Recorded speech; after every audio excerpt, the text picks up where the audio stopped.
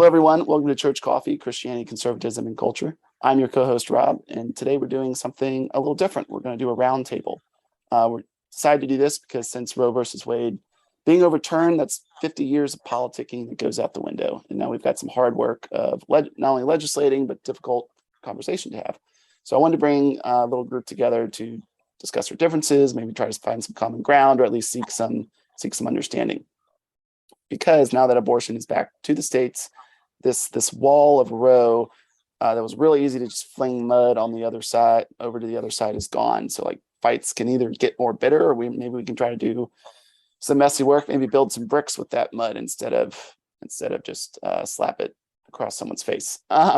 So since we all live in a democracy and we all get a say, and it can get messy with no exception, building bridges actually means you have to spend some time on the other side, do some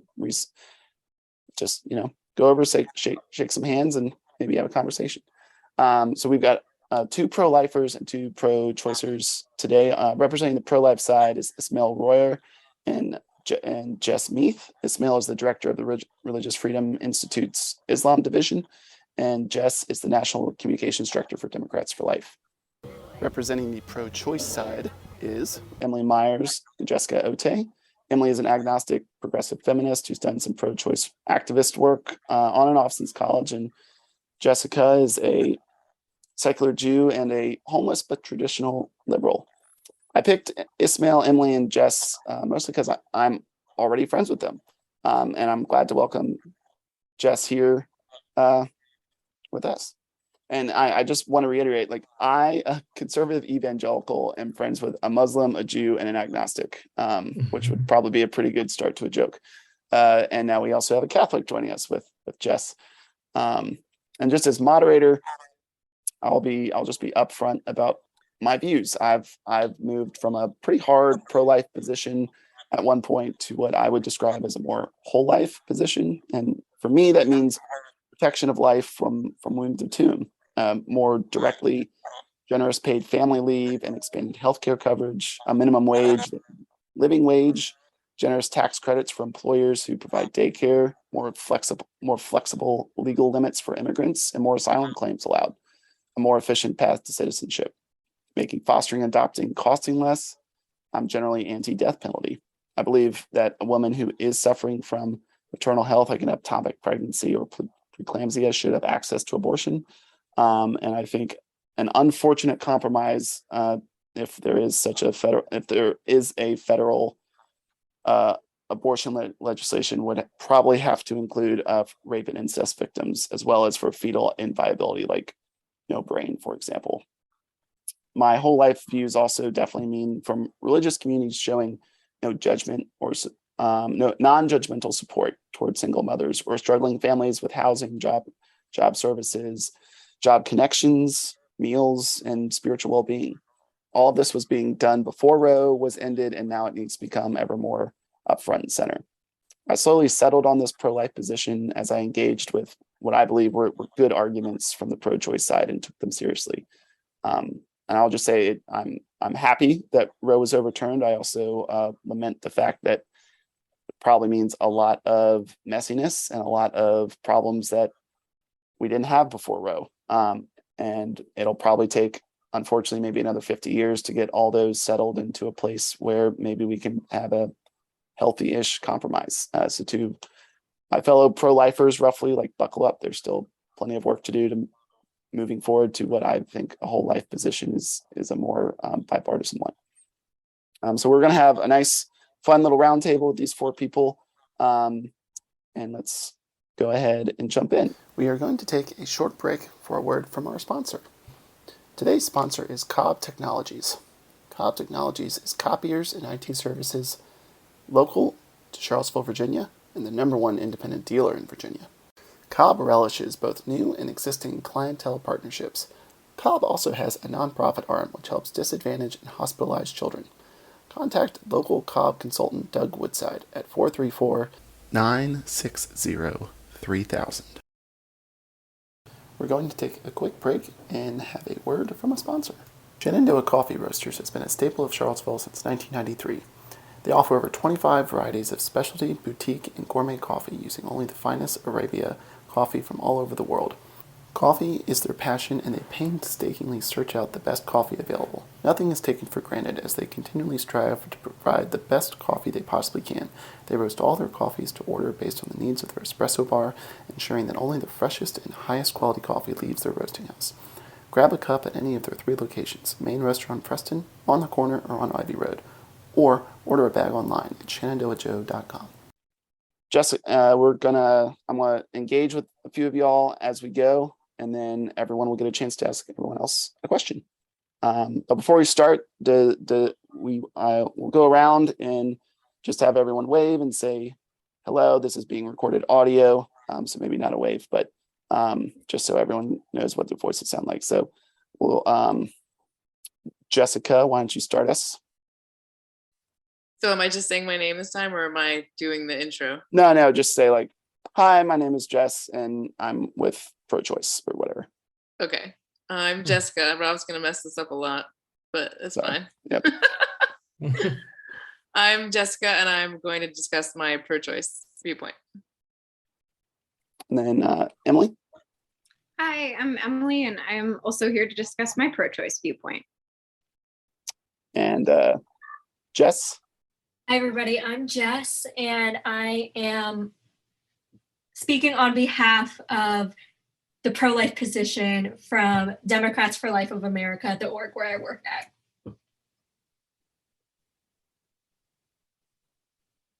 And finally, Ismail. Oh, I'm the last guy. Yes, my name is Ismail Royer.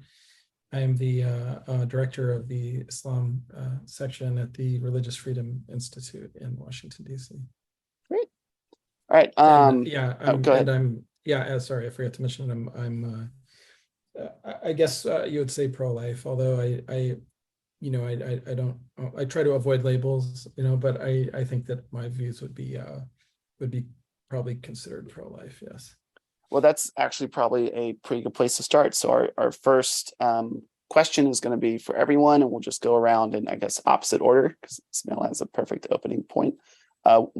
How do you define pro-life? Like, what does that mean for you, and not like some general statement from dictionary? Like, what does pro-life mean for you? So honestly, as I mentioned, I don't think that I don't ascribe labels to myself like pro-life or I do ascribe some labels, but not the kind of labels that are really just sort of relevant to a particular time and place in our current political debates, I guess, because it doesn't necessarily apply. So, for example, like conservative, liberal, these terms are kind of they're very vague, and they don't really apply. The reason they don't really apply is because I'm a Muslim who takes my religion very seriously, and I use my views are grounded in the and informed by my faith. So sometimes that would put me in a place that someone would call liberal, or would associate with being liberal, or would associate with being conservative, just depending on what it was. So in terms of like pro-life, I think what I would say is that like I am pro-life in that Islam is pro-life. So although, for example, Islam does allow the death penalty and for some things, in general, like even like the death penalty being allowed, which I realize, like, for example, Catholics don't allow, but even the purpose of the death penalty is preservation of life. So in other words, like if someone murders someone or something like that, so in other words, it's like a deterrent. So it's a deterrent intended to preserve life, even though like it's a way of it's in the short immediate term, it's the taking of a life, the death penalty is. So that, by the way, is not to say that I approve the death penalty in all circumstances and all its iterations and so on like that. There's a lot of problems with the American, for example, death penalty, but the way that they have it, including racial disparities, economic disparities, and so on. But so I am pro-life in the sense that I think that more life is a good thing. I think life is a good thing that should be protected and preserved. So that's my view. Move on with Jess. How would you define pro-life for yourself? Oh, yes. And Rob made a great point of this at the beginning, from pro-life to whole life. At Dems for Life, we use both. So we say that we are pro-life Democrats, but we also take it a step further and we say that we are whole life Democrats. So what does whole life mean? Whole life means being consistent. We follow the Consistent Life Network, which is one of our partner orgs. And so we follow the Consistent Life Ethic, which means we oppose abortion, euthanasia, and capital punishment. But we also take it a step further and we say, how do we support human life from the moment it begins in the womb to natural death?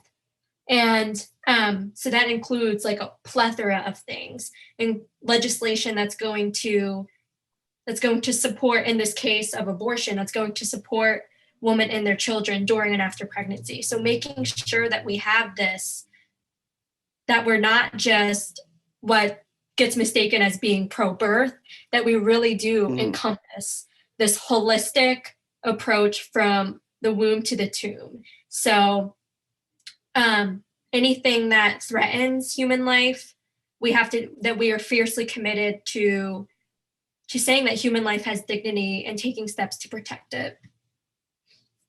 Thank you. We'll go next to Emily. How would you define your pro-choice position? So as a feminist, which is like a really core tenet of my life, I believe women deserve choices in all aspects of their lives. To me, that is a central tenet of feminism, is that women have options. I believe that it's up to a woman to choose for herself how she becomes a mother. I firmly believe that taking away that autonomy removes rights, and it removes our independence. Justice Anthony Kennedy, I just wanted to read this real quick because I very much agree with this quote. At the heart of liberty is the right to define one's own concept of existence, of meaning of the universe, and of the mystery of human life. So I think that access to reproductive care, which abortion falls into in my mind, is vital to the independence of women and to their freedom. Thank you. And Jessica, how would you define pro-choice? We're going to take a quick break and have a word from a sponsor. Moving can be extremely stressful, whether it's from the first floor to the basement, a block around the corner, or even out of state.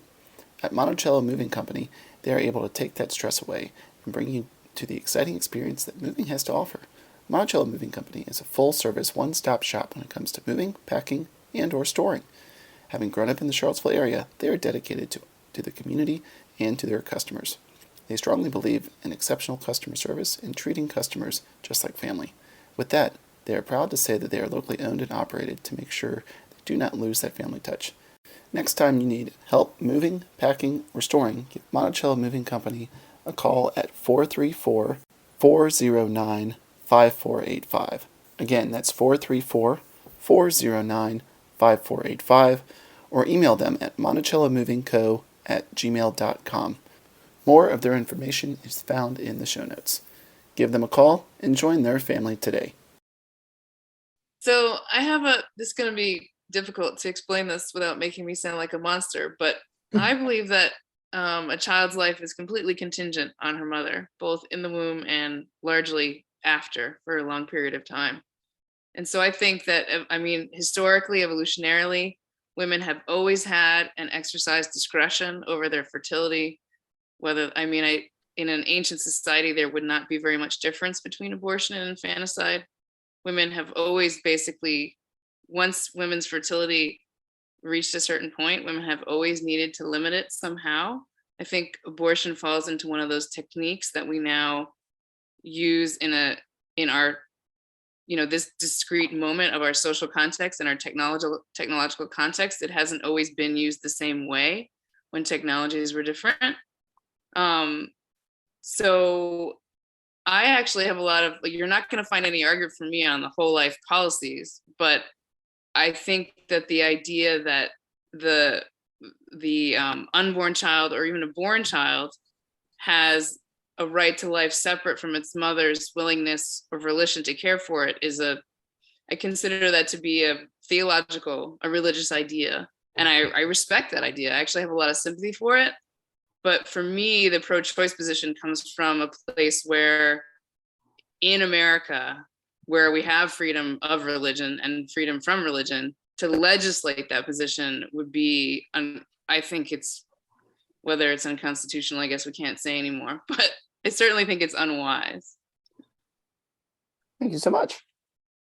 I have one more question to just hopefully start us out even a little bit more and get us in the right mindset, is to define the other position in a positive and gracious way. And so we'll go from the back forward. So Jessica, how would you define pro-life in a positive and gracious way? Well, so since I'm the one who said the word infanticide, I think there's reason why we have moral repugnance for that. I think that's certainly a cultural staple of our current American society. So I think that there is a visceral desire who doesn't love babies? Everyone loves babies. So there is this innate sense of, welcoming the joy of a new life. I totally feel that. That is a basic moral tenet. So I am not opposed to any acts of persuasion or bribery or encouragement to bring us to a world where, certainly I think that the idea in the richest country on earth that a woman is getting an abortion because she can't afford another child is sad. If the woman wants to have the child, the woman should have the means to have a child. But again, that is a larger discussion about, we have never solved the problem of raising children in an economy where both parents are expected to work. We have not solved that. So I think that the instinct about being able to bring children into a world of such obvious abundance is a good moral instinct. So I have complete sympathy for the pro-life position as it comes to from a moral place. I just don't have any sympathy for it from a legal legislate this position. Emily, how would you graciously and positively define the pro-life position? I would just echo a lot of what Jessica just said. I respect the morality, especially of the whole life side, because I do think life is precious. I do agree with that. How and when you define when life begins, there's that. But I respect the desire to, preserve life. I respect that. And I think that particularly Rob and Jess's approach is admirable, that you recognize the systemic inequalities in this country and you are working to better them in conjunction with, working to end abortion. Yeah. Thank you. Jess, how would you define in a positive and gracious way the pro-choice side? I am so glad that this is a topic of discussion, because at Dems for Life, we never use pro-abortion, anti-life, whatever may stigmatize people who are pro-choice. And whenever I see name calling from either side, I just am like, come on, like it hurts my heart. Like, we can do so much better than this. And I actually, and I can go into it more in the podcast, but I'm adopted and raised by a single mom who is pro-choice. So I have that outlook of understanding different perspectives that don't align with mine. And I talk about it with my mom all the time. I talk about it with my friends who are pro-choice, just with people who I engage with as I do communications on social media. And first and foremost, if you are pro-choice and you are listening to this, I am so sorry if you have been called anti-life or pro-abortion. That is really, it's from a pro-life person. That needs to just stop. And I feel like there's just so much misunderstanding with that. And as we just heard Jessica and Emily discuss, they are very for life. They are not anti-life. And it makes me just take a step back and really want to understand what pro-choice means from pro-choice people, and understanding and digging deeper into what it means for the movement and what it means for each person in the movement. Thank you. And Ismail, in a positive and gracious way, how could you define pro-choice? Well, I don't know about define, but I can definitely, sympathize, and I can more than sympathize. I mean, I can certainly even make the argument for, number one, the very bad way that women have, been treated in America, and in Western societies and so on, and not only in Western societies, but of course in cultures around the world, including Muslim cultures. And I can understand, how, through the different waves of feminism and the different sort of twists and turns that historic movement has historically, sort of evolved, how abortion became kind of an issue in there, even though historically it was not always, a cause that was associated with feminism. Even Margaret Sanger was not, never really promoted abortion. The founder of Planned Parenthood, or and others like Marie Stopes and her counterpart in the United Kingdom never. Marie Stopes actually was, which is now one of the largest abortion providers in the United Kingdom and in the third world. But the founder of it actually was very against abortion and refused to even hear the word discussed at her presence. Very interestingly, they were both very pro contraception, and for the very reason that that Jessica discussed, that it was sort of from the idea that this would give women more autonomy and more sort of control over their lives and so on. So that's really understandable. But and another thing that's understandable is the idea of autonomy itself. Who wants to be told what to do? Who wants to, sort of sacrifice? I mean, especially in our contemporary, let's say, like, world today. Modernity after the, after Kant and after after the Enlightenment and all of these sort of the Reformation, Protestant Reformation. So we've arrived at a point where it's just normal. It's normal that we would value the autonomy, above really all other things. And so those are all very understandable, how we have arrived at a point where these are just sort of second nature to us. And it's almost like sort of counterintuitive to think that there might be other goods or other rights that weigh against or other duties, that weigh against those things. So those are all things that I think are very, very understandable. Thank you. So I'm going to ask a few intro questions, and since this is a conversation, this is not a debate. After every initial answer, if someone wants to either jump in real quick or ask a clarifying question, please do. But we'll stick with Ismail being kind of roughly the odd one out. We've got two Christians here and two secular people, and I invited Ismail on because I really think it's important to get an Islamic perspective on this. I think there's a lot of good bridge building to be done on many different facets, but just to be able to have a Islamic voice represented, I always feel like that's important. So what is, if you can give us a quick surface level skim of the Islamic reasoning behind pro-life. Yeah, well, I think it's sure. it would be interesting to a lot of people for both how that can differ and or be similar to the Christian one, because the Christian side is, especially evangelical or fundamentalist Christians, tend to be the kind of more, for lack of a better term, pro birth side, and maybe not whole life or pro-life, but that's sometimes they'll probably Yeah. slammed. But so what is the Islamic reasoning for pro-life, and what are the similarities, Sure. differences from perhaps the Christian standpoint?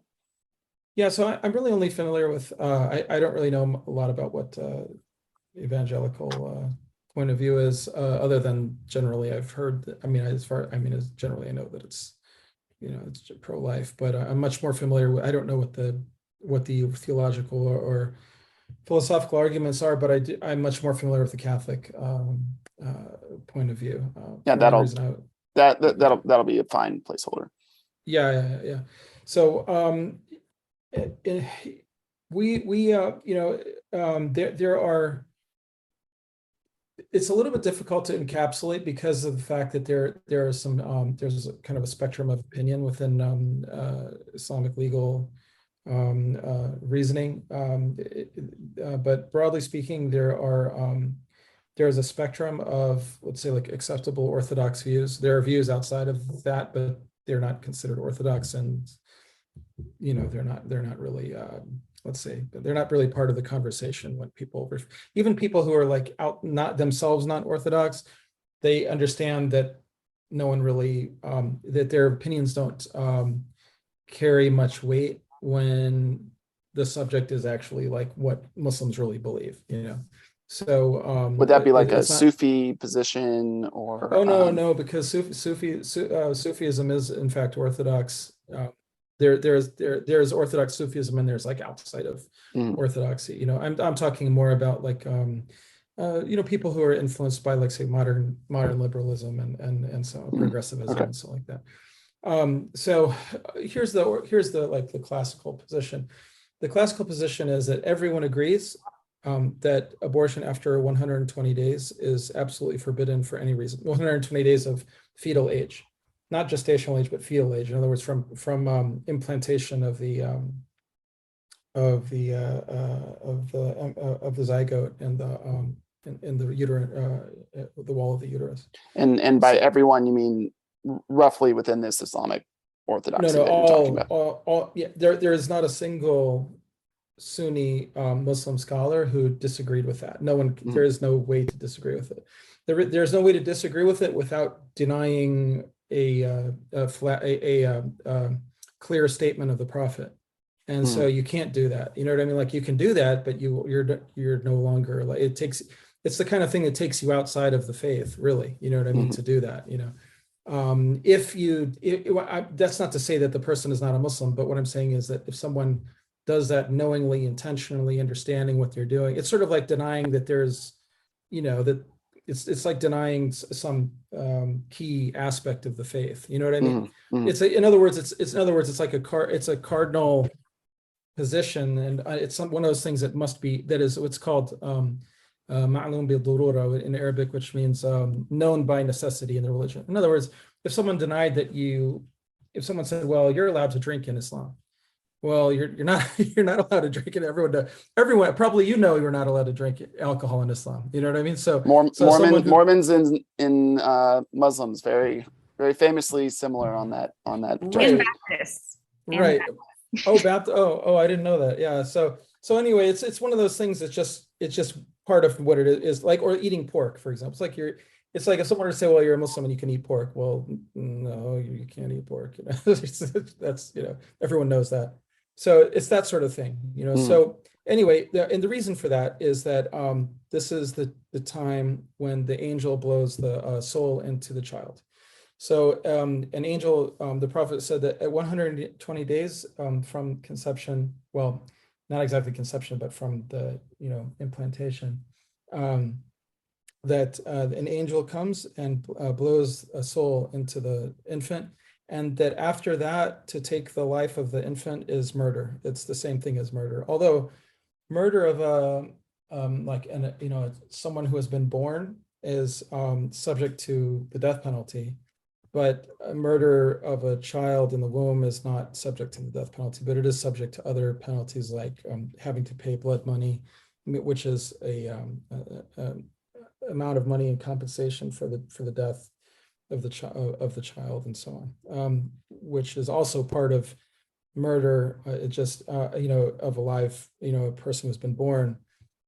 So in other words, it includes the penalties for murder, other than the death penalty, for that.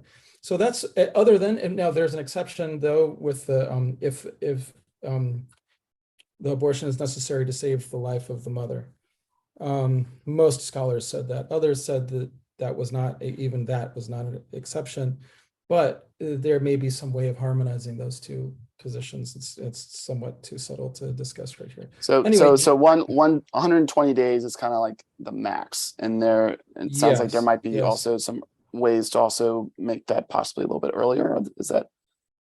So 120 days is that is the absolute most lenient position, that abortion prior to 120 days is everyone agrees that after 120 days it's murder, but prior to 120 days, and so 120 days is like about 17 weeks, something like that. Prior to 120 days, there are 4 or 5 basic opinions. One is that it is forbidden actually from conception. This is the position of the Maliki school of thought, and Imam al-Ghazali, who was one of the greatest Islamic philosophers, theologians, and so on to have ever lived. So he was a medieval scholar. So he also held that position. So this is one of the 4 major positions, that it's forbidden from conception. And the reason is, they said because they had different reasonings that they gave, but primarily it's because of the potentiality of life. This is one of the things. Another thing is that when God sets in motion the creative process, that is not permitted to disturb it. So this is one of they had many reasonings, but they gave, but primarily these are the main ones. And then another position is that it is forbidden after 40 days, but prior to 40 days it's permissible. And the reasons that were given for there, it has to do with stages of gestational development that the Prophet mentioned, and so in this very same statement that I'm referring to. And so one of the interpretations of this is that it's forbidden prior to 40 days. And then, after 40 days. Another position is that it's permissible until such time as the features of the child become apparent.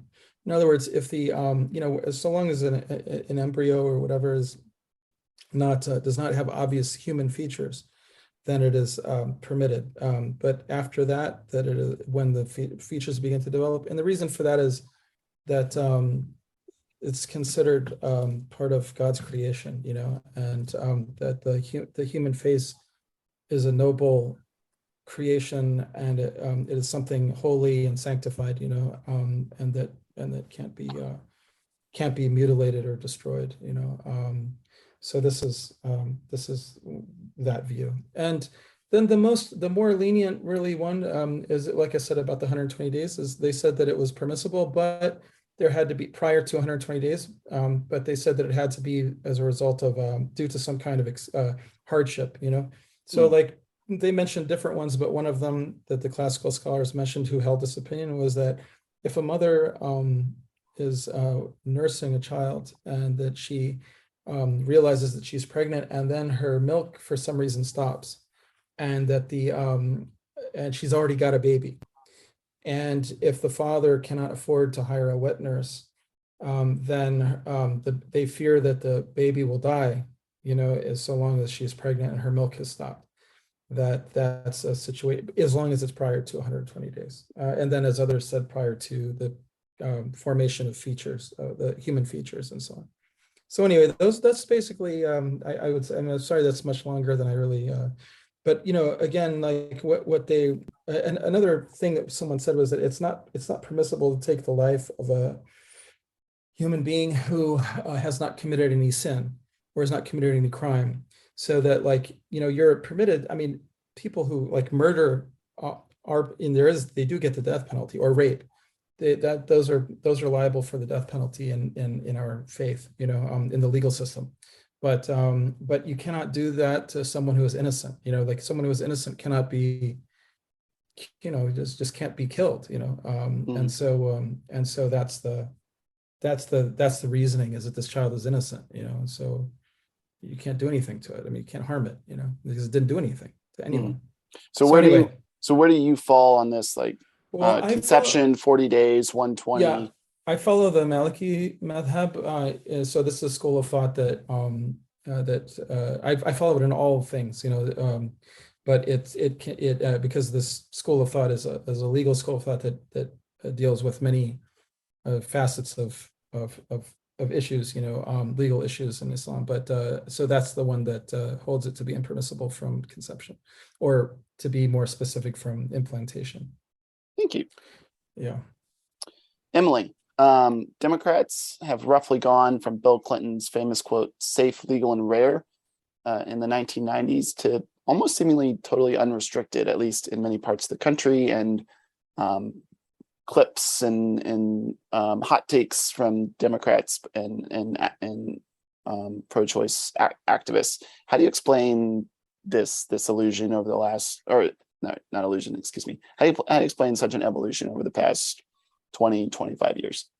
Yeah, so if it's okay with you, I'd like to get just a little bit into the history of abortion and its legality. So abortion in America wasn't really regulated for most of our history until the 1800s. Prior to that, it was very common for women to, use plants, various methods to perform abortions. Benjamin Franklin, in a medical manual that he published for farmers, because healthcare was not great back then and most people didn't have access to doctors, he published methods of abortion. It was pretty commonly accepted that it was okay until the quickening, or when you could feel the baby in your womb, which is between 16 to 24 weeks. Then a group of conservative male doctors, the American Medical Association back in the day, started a campaign to demonize abortion, both in response to the burgeoning women's rights movement, and frankly, they were afraid of the competition from midwives, because that's typically who women went to get an abortion. So that's a bit rooted in the patriarchy. After it became illegal, obviously it stayed that way for quite a long time. Interestingly, Republicans in the mid 20th century were actually pro-choice. Ronald Reagan in 1967, as governor of California, signed a law that allowed abortion until 20 weeks. He later, recanted that, although it is debatable that that was from pressure from the Christian right. Also, the justices who determined the opinion on Roe v. Wade, many of them were appointed by Nixon. Democrats largely didn't want to support abortion because they didn't want to lose their Catholic base. I should also note I was raised in a Catholic family, so my opinions are quite controversial at home. What I would also like to say, I'd like to push back a little bit on the assertion that Democrats are wanting to allow it at any time. I think that safe, legal, and rare rhetoric is still very much in play with especially older Democrats. Also, only 4 states and the District of Columbia have codified abortion with no term limits or no state interference. So that's Colorado, New Jersey, Oregon, Vermont, and as I said, the District of Columbia. Most states, including I live in Seattle, Washington. Washington has limits. So I think that might be a somewhat misconstrued narrative. What I do think is that Democrats were, pushed toward the pro-choice side by feminists, by women's rights advocates, and during the second wave of feminism. I think that they knew they weren't going to be able to keep that base without expanding reproductive freedoms. I think that pretty much answers that question. As a follow-up, do you think also there might be a little bit of kind of like equal rising tension, almost like the Republicans have become at least all signaling? That's why I frame that question as like signaling from Democrats or pro-choice activists, or maybe even more extreme. Do you think there's also almost like a equal rising tension competition as pro-life positions have become more and more hardened and almost tribal in a way that just elevates the other side to almost like strike back in their own way. I want to make sure I'm understanding your question. Are you asking if I think that tensions are like Democrats have been pushed further to no limits on abortion because of the right, like the pendulum swinging further and further left and right? Is that okay? Yes. Yeah. Not that is the reason, but do you think that could also be in the mix? I mean, I do. I think on the Republican side, we see this throughout history. When we progress into a more liberal society, the pendulum swings back to the right, often pretty severely. For example, Weimar Germany, was a pretty liberal society, and then they swung into, well, we all know what they swung into. I don't think I need to get into that.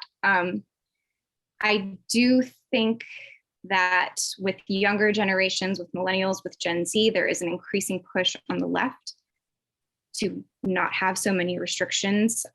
There's also, I think, a big push to destigmatize abortion. So I am friends with a lot of reproductive justice advocates, and what they will say when someone says, oh, well, abortion is unfortunate and it should be, again, safe, legal, and rare, a lot of them will push back and say, no, abortion is a medical procedure. We shouldn't be shaming women for having it. It shouldn't be so stigmatized. And that safe, legal, and rare rhetoric does in many ways stigmatize it by making it seem like this super unfortunate thing. And I respect that that's, that opinion. But yeah, I think that, again, the pendulum is it's swinging further and further to the extreme on either side. Okay, thank you. Jess, two most common reasons for abortion are generally deemed as elective, like I can't afford another child right now, or I'm feeling social pressure to have an abortion. Having the father in the picture could seemingly eliminate many of these abortions. However, this has become very easy for men to skimp on and even fully deny their responsibility as fathers, both in a social way and an economic way. What are some practical and easy ways to fix that? Yes, absolutely. And before I was with Democrats for Life of America, I actually worked at a nonprofit that financially assists women in unplanned pregnancies. And we would give them the emotional and financial support, and we would sit with them and we would listen with them. And many of them came to us telling us, I can't afford another child right now, or the father of the baby is not involved, and feeling pressure from friends or family or just from society. And so to sit with them and understand their concerns and walk with them through all of that was a really humbling experience. So this is definitely a reality. It is very real, and I'm very aware of those reasons. And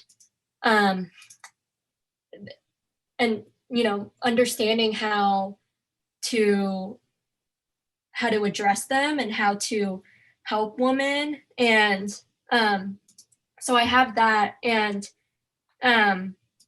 we see now, I was looking up statistics the other day for a statement, and we have seen a rise in vasectomies. And so just kind of looking at those statistics and seeing what's happening in post-Roe America.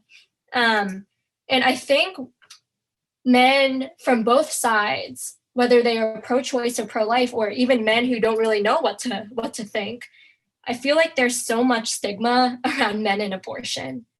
We commonly hear about women and how we can support them. Well, how can we support men? No matter what they believe or don't believe about abortion, how can we support them? They are the father of a child. That is also their child. And I understand that it is the woman that's carrying this baby, in pregnancy. I understand that, but we have to look at who's also being affected. I feel like we as a society, when we say, men can't have an opinion, or no uterus, no opinion, it's just creating the stigma around men. And we assume and expect that women are the only ones that have emotions regarding an unplanned pregnancy or an abortion. And when I was at was counseling these women, when I was supporting them, I would occasionally actually get men who were calling in and saying, I want my child, or how do I support my partner who is in this unplanned pregnancy? And so being able to sit with men and them opening up and saying, I don't have resources. What resources in my area? Who can I go talk to? And we see a lot of, pregnancy resource centers or pregnancy care clinics come up a lot, and especially in post-Roe America. And many of them, I would love to see as a pro-life person, I would love to see them support men more. Many of them have programs, especially for women, as, during and after pregnancy, to help them emotionally and financially. And I would love to see that for men. We have also, I was watching this video the other day, it came up on my YouTube, and there is a pregnancy care center in Alaska that is specifically for men of no matter what they believe or don't believe about abortion, no matter where they stand on the legality of it, they are always welcome there, whether they need support, during a pregnancy, or even after the pregnancy, or even post-abortion grief. And that's another thing I feel like men grieve in silence. If a man wants their child, but since, we say men can't have an opinion, or no uterus, no opinion, they feel shunned, they feel shut out. They feel like they can't speak up. And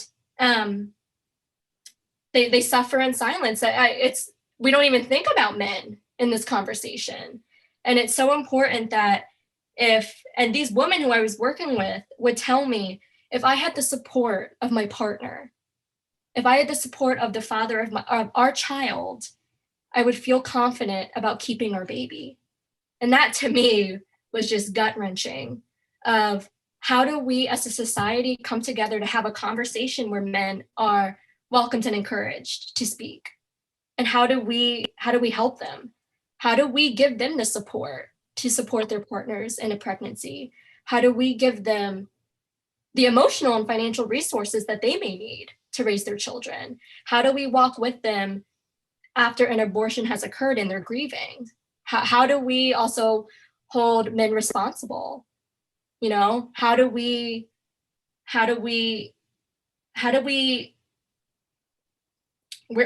as a society need to do to help men become the best fathers and the best partners that they can be? I was watching this TikTok, and it was from a comedic standpoint, but it struck a chord with me. This woman was saying that fathers are praised for doing the bare minimum, often in our society, and women are criticized for the smallest mistakes as mothers.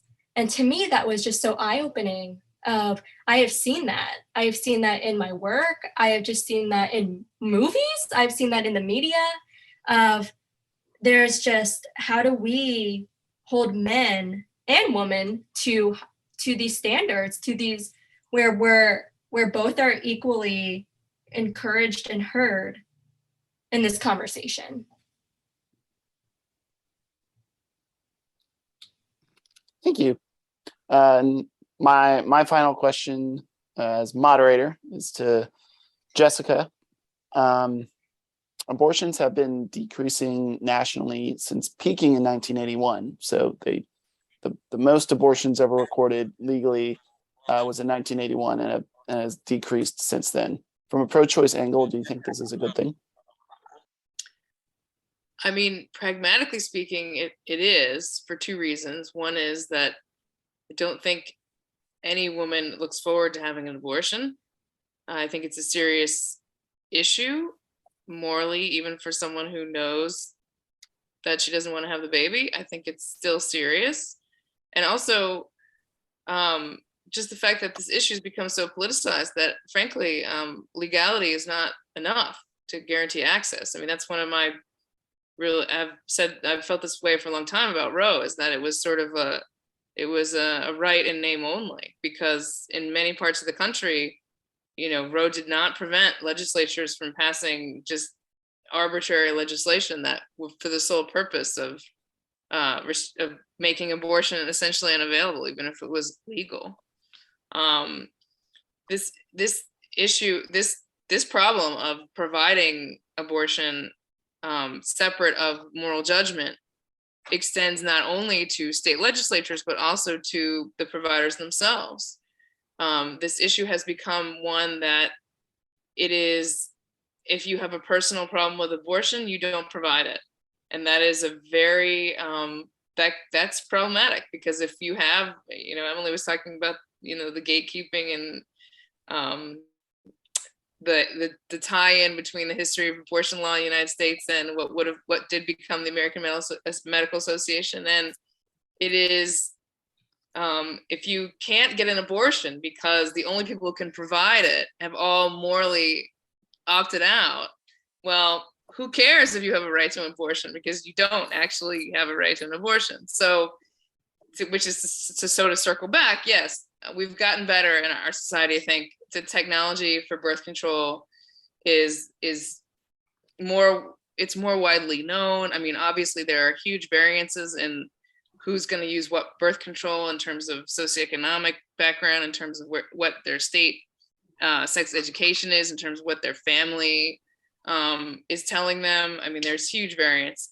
But to the extent that you can avoid needing a medical procedure, such as an elective termination, to avoid having a child you don't want,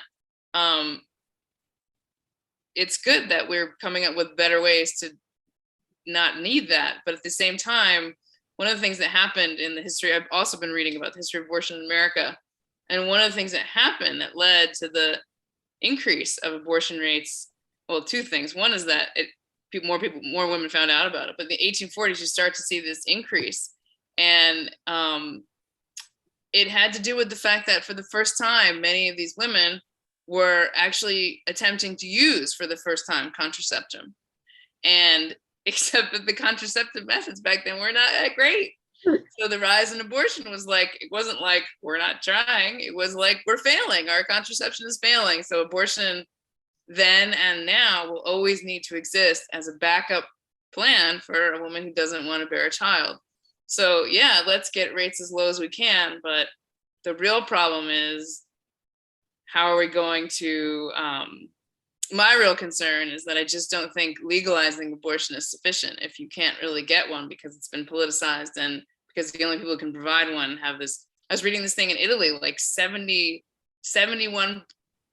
of OBGYNs in Italy won't perform an abortion. It's like, okay, so much for it. And they don't have this constitutional vague or what we had before Roe fell.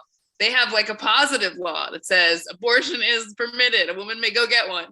And it still doesn't help. So it's a much more complicated issue than the law. And just to follow up, what do you think are the reasons for abortion just having this slow and steady decline since 1981? Reasons, there's never, I don't think there's ever a single reason, but just spitballing.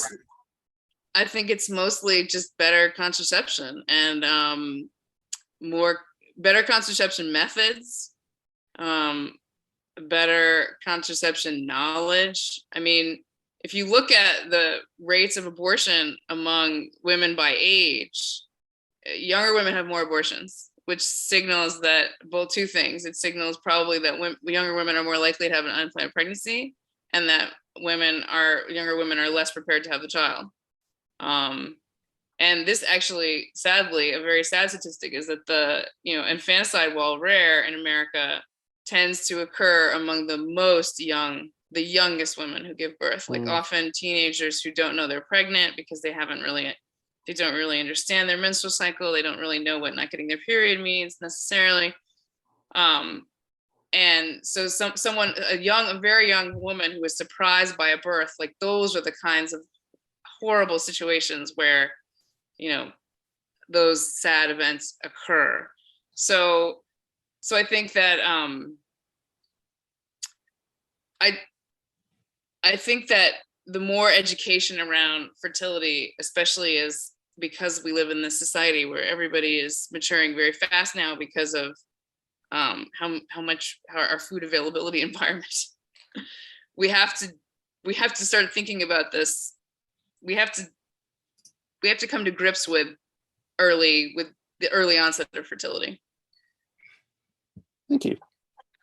So so now I'm going to kick it to each one of you. We're going to start with pro-choice asking pro-life, and then we'll do pro-life to pro-choice. So if everyone can make sure that you have your chat open, and you'll just be able to know when you're up next. But Emily is up, so I will play puppet master for most of the time, and I'll let the real conversation begin. So Emily, to you.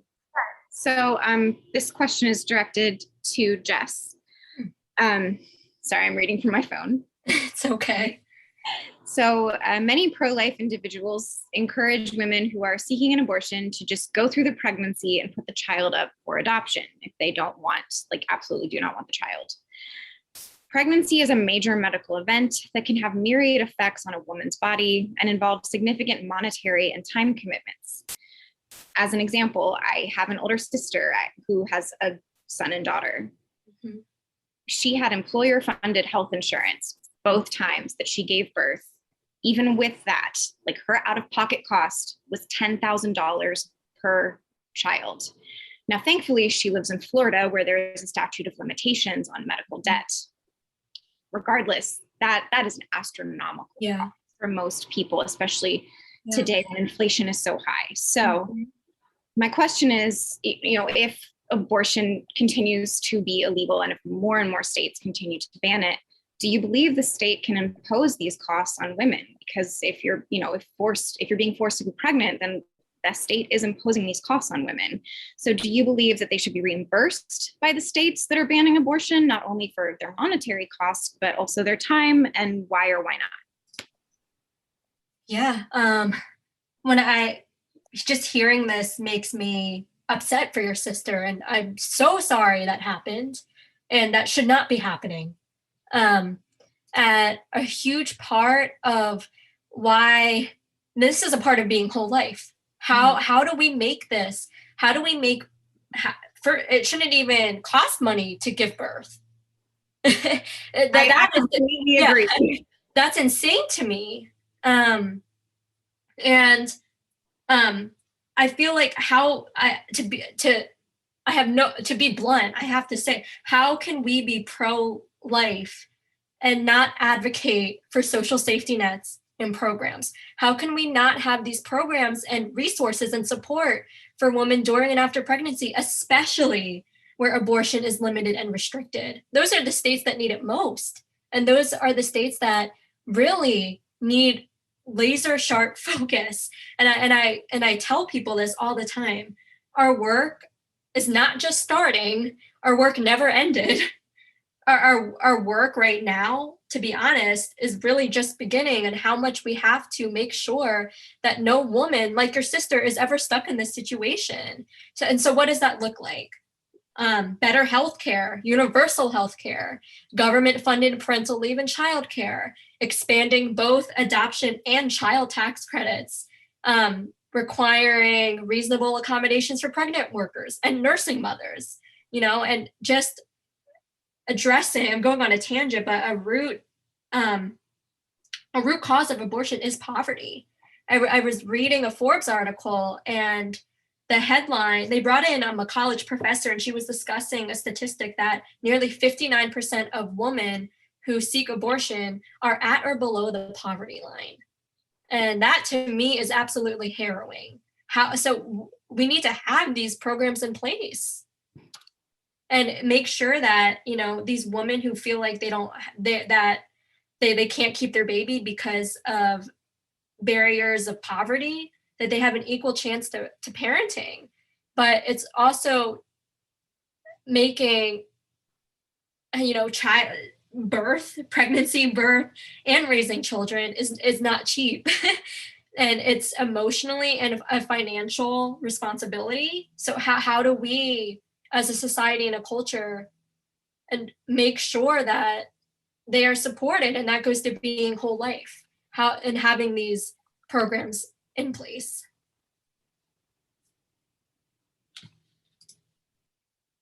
Yeah, I mean, I think I really respect your stance and your approach to this, because one of my biggest problems with the idea of limiting reproductive health care is that as a nation, we have a terrible social safety net. We don't have enough, we're not putting enough funds toward childcare, toward care. And so in my mind, it's like, how can you ask someone to take on this a huge burden, even if you want a child? It's a burden. Right. So I really just want to emphasize that I really respect the approach that your organization has in terms of whole life and social justice. Yeah. And I want to add to this too. When I manage our org social media, and we get some pushback, sometimes a lot, from our fellow conservatives who are saying, I don't support these social safety nets. And then I have to respectfully respond, then what are the solutions? And they say, they have to take responsibility and accountability. And I get that to an extent, but at the same time, there's such an unfair advantage. Just read the statistic, 59% of women are at or below the poverty line. Many of these women could be working 2 jobs, and they lack that support. And so we have to have these social safety nets in place, and not just have them in place, but expand them. Many people feel like they could be in place, but they lack the connections to them. And a lot of conservatives will tell me, well, there's these pregnancy resource centers, right? And I have worked with many pregnancy resource centers, especially with my last job, and they support women with, clothes, diapers, cribs, strollers, but many of them lack the funding for affordable daycare, for affordable housing. So it has to go that step further. And I totally understand when pro-choice people have that concern and hesitation about pregnancy resource centers. I get it. And I've worked with many, and I love what they do, but it's to be blunt, it's not always enough.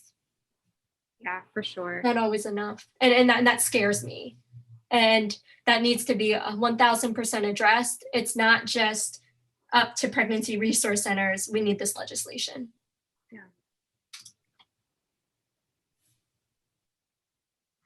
So Rob, if you'd like, I'll go into the next question. Yeah, absolutely. Yeah. So also to Jessica. So historically speaking, access to contraception, and abortion, so reproductive health care in general, has led to an increased number of women pursuing higher education and careers, allowing them to achieve economic independence. With the repeal of Roe versus Wade and the increasing conservative push to potentially ban contraception, to limit it, how would you propose addressing the economic and upward mobility disparity that women could face by having, by forced birth, by forced motherhood? And I think you addressed this a little bit in but yes, and I can expand on it more too. At DFLA, we are so diverse. So we have a lot of different Democrats and pro-life Democrats who have a variety of opinions on a lot of issues, and contraception is one of them. So we don't have a formal stance on that. So I can't really speak on contraception, but I can address, and which is our org is laser sharp focused on, are all these social safety nets, because they are a root cause of abortion. And it's so important that we talk about who's really being affected here. I mentioned this in other media interviews, but every media interview I turn on, every news segment, every article I read is talking about, the Supreme Court justices, is talking about, a debate that got out of hand. No one is talking about who's really being affected. And we cannot forget that. We really cannot forget who this is. Yeah, and it's women in underserved and minority communities. I was reading a document. It was actually from Congress, but I forget the footnote of where it was actually taken. But since Roe v. Wade, 20 million Black babies have been aborted. That's a third of the total. And to me, that was just harrowing. And looking at the statistics, and no matter, where people stand on the legality of abortion, we can look at that and really understand how who's being affected. And I'm just thinking back on the question about sexual education, and that is something that we can speak on, and that is so important to have. As Jessica pointed out, many young women don't even know that they're pregnant, or they're not even thinking about menstruation. And so how do we need to address that. We need to teach young girls and teach women and men, really anybody, and having a solid curriculum in place. That's so important. Yeah, if you don't mind, I'd like to actually kind of add to what you're saying here. So there's a great documentary from 2005 called The Education of Shelby Knox. I've actually met her. I got her to come speak at JMU. She is a feminist activist who came from Lubbock, Texas. The town she lived in, that she grew up in, had abstinence-only sex education. They had a plethora of teen pregnancies. And Shelby grew up a conservative Republican. That's what her parents were, and like most children, she kind of went along with their beliefs. And then when she was in high school, one of her friends got pregnant. And Shelby was like, I don't understand. How did this happen? Like, didn't you do anything? Didn't you use anything? And her friend said, well, I didn't think I could get pregnant on the first time. Mm-hmm. And so I think that, this is again an issue I have with repealing Roe v. Wade or not having a codified law about it, is we are so lacking in our sex ed. And I think an issue is that we don't have, across the board, across America, standards for sexual education. And I know that there could be pushback on this saying, oh, but there's the internet. Oh, but there's this. Not everybody has widespread access to the internet in poor areas. And then I've also heard the argument, oh, well, parents can teach them. Most parents won't, though. I know from my own experience, I just got handed a book.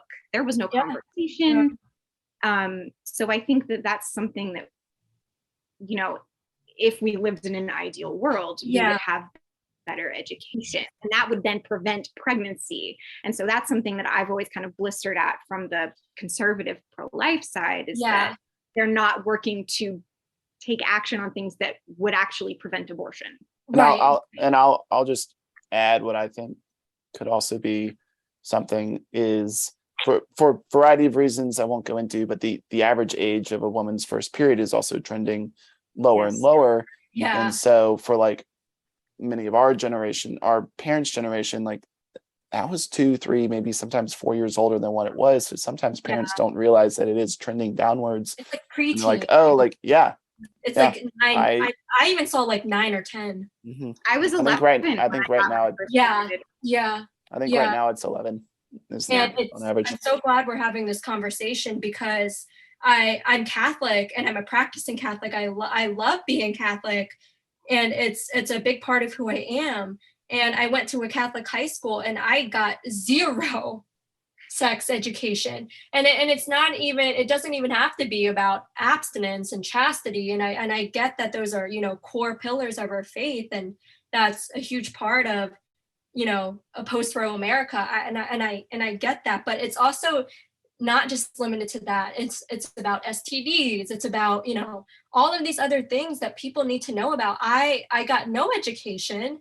And so I had to learn from learn from the internet. And to be honest, I don't even know if what I'm reading is correct. And that scares me as someone who wants to be a mom one day. And I have no idea. And so it's 100%, it can be, that can be a conversation that it's also important about abstinence and where people fall on that, and contraceptions. But sexual education, definitely, it's where we as an org can say that definitely needs to be talked about and discussed in this post-Roe America. And yeah, just addressing the roots of abortion, which is poverty. And I also just want to touch on this too, about how women in underserved and minority communities are being affected. We have endorsed a candidate, Representative Trenae McGee, up in Connecticut. And she spoke about abortion in the Black community as a Black woman. And there was a bill, unfortunately it passed, it was going to expand abortion in the state, but she gave a very harrowing testimony that inspired 16 of her fellow Democrats to vote against this bill. And a couple of them were Black and they were pro-choice, but they voted against this bill. And two women in particular, including Trenae, just spoke about, you know, in the Black community especially, women aren't asked. It's just assumed that abortion is their best and only option. And to me, just hearing that opinion from a pro-choice person too was, wow, we as a society have a lot of work to do. That they were saying no one asks what we want. No one asks how we can be supported. No one asks no one asks us, how can we support you and your baby? How can, you know, during and after pregnancy? And that is also a huge part, the heart of our mission at Dems for Life is giving these women in underserved and minority communities the same opportunity to pregnancy and parenting as women in affluent communities. But it's also, you know, as we were talking about with these birth costs, no one should have to pay that. And so it's just, you know, these social safety nets, which includes better sex ed. I feel like jumping in just to point out that 2/3 of all births in America are already paid for by Medicare. So there are plenty of people who can't afford to give birth it's being paid for. Mm-hmm. Obviously, that doesn't solve the social safety net problem. Yeah. But, it just shows that, you know, it's hard to be able to afford to give birth, and a lot of people who can't afford or don't have insurance are giving birth. Mm-hmm. It's just like the birth is the least of it. Oh, you know, yeah. You know, it's because then you have a baby. You have the child for 18 years before Right. you're an adult. You know, that's a great point. Yes. Thank you for pointing that out. Yeah. Could I ask? I mean, I don't want to preempt anything, but I mean, these are all extremely relevant, obviously, issues. But there seems to be like and I think regardless of how someone would come down on this moral question of it, there seems to be like a moral question that's like kind of overriding all of these things, you know, really, and that is the moral question of the baby in the womb being killed, you know. So you have all these things about, you know, very, very serious, you know, questions about the quality of life that the child's going to have if it's born, and all these other sorts of things. But these are like, I think anyone would agree that these are secondary, regardless of, again, how they answer the question, you know, whether it's moral, you know, because that's the first order question, you know, that's the first order question. And once you answer that, then you can, you know, then these other questions become, come into play. And so, you know, someone can answer, like I said, in different ways. So Jess, for example, Jessica, sorry, I'm not sure. Okay. Yeah. You know, I mean, I although I find your position not frankly not moral, and I say that not because I'm want to put you down or argue with you or whatever. I just don't find it moral. But it's very honest, you know, it's very honest, and not only is it honest, but it's also very clear. And I think that's an important, but you're right, of course, in many ways, which is that infanticide is in many societies actually practiced it, and really didn't see a whole lot of a difference between infanticide and taking some sort of medication or striking the pregnant woman in the belly or something to cause an abortion. You know, this may more or less, you know, saw it as the same thing. Right. So, No, I, yeah, I saw I've obviously read your questions in advance, and I think that when pro-choice people try to say that it's different when the baby is just a clump of cells or it's not yet human, like those arguments don't work for me, because I think there's obviously, if you want to have a baby, when you get pregnant, you're like, I'm pregnant, you're really happy, right? So it's like, it's not human. Like, yeah, hello. Bill Burr, this comedian who I actually don't really follow. I'm not a real big follower of comedians, but like, you know, but someone sent me something that he was saying. He's like, look, if I've got a cake, I like you're making me a cake, and a birthday cake, and then you take it and you just throw it on the floor like when it's halfway done, you know, and then I say to you, why'd you throw my cake on the floor? You don't say, well, it's not a cake yet, you know. I was actually sent that Yeah. earlier as well. Yeah.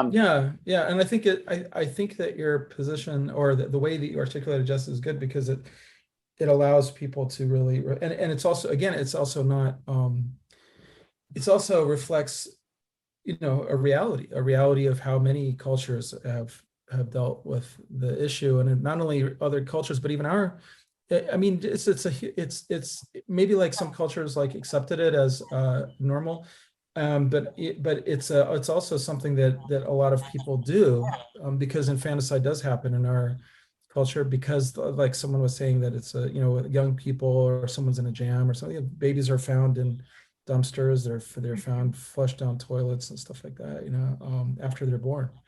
So I think that this is really the core first order question, you know, in my view, you know, which is not to say that these other questions are not important or that they're not moral, but just that they're, you know, that they're somewhat like, you know, secondary.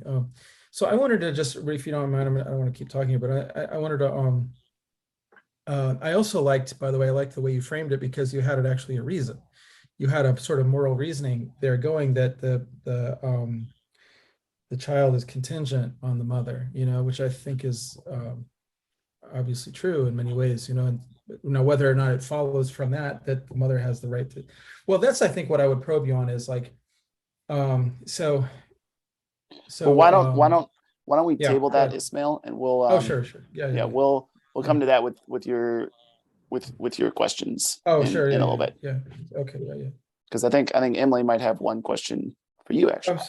I'm sorry, but Oh, it's fine. I mean, it's an interesting point, and I look forward to talking about that. yeah. So my question for you, so a lot of people on the Christian right argue, and it seems that you also believe this, that life begins at conception. So if we're taking that as the basis, Yeah. do you believe IVF should also become illegal, because that is an embryo?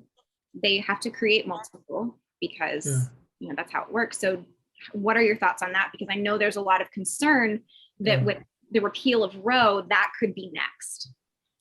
Yeah, that's a really good question. But as far as I know, I mean, look, these sort of like, there's hard cases, you know, and there's difficult questions, and especially these arise from, like, you know, new technologies and so on. But as far as I know, that our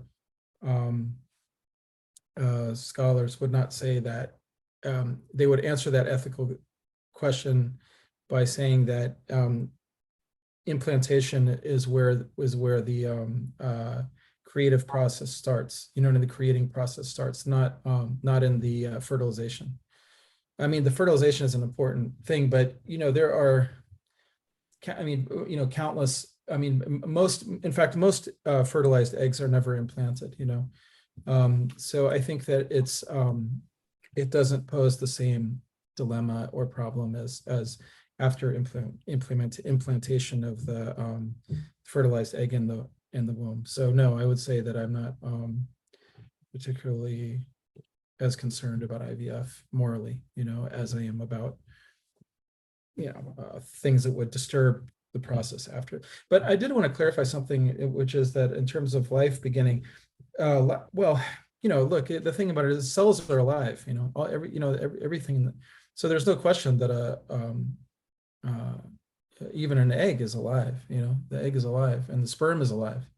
And then the fertilized egg is obviously alive, so there's no, and it's all, and the mother, which is alive, and the father who is alive, so life is there, life is happening and it's existing. So it's not like these are dead matter, Now a fetus can die, in the sense that it can, it can actually lose its life, but so can, like, in the same, if in the same way that, like, a part of the body can die, like with gangrene and so on. So death can happen, but the normal situation is that the fetus is alive, even when it was two separate cells, the egg and the sperm. The question isn't so much when is it. I think the question of when life begins is not really relevant, I think, to us as in terms of Muslims, because we believe that, yeah, but it's alive, that's not really the issue. The issue is, when is it moral,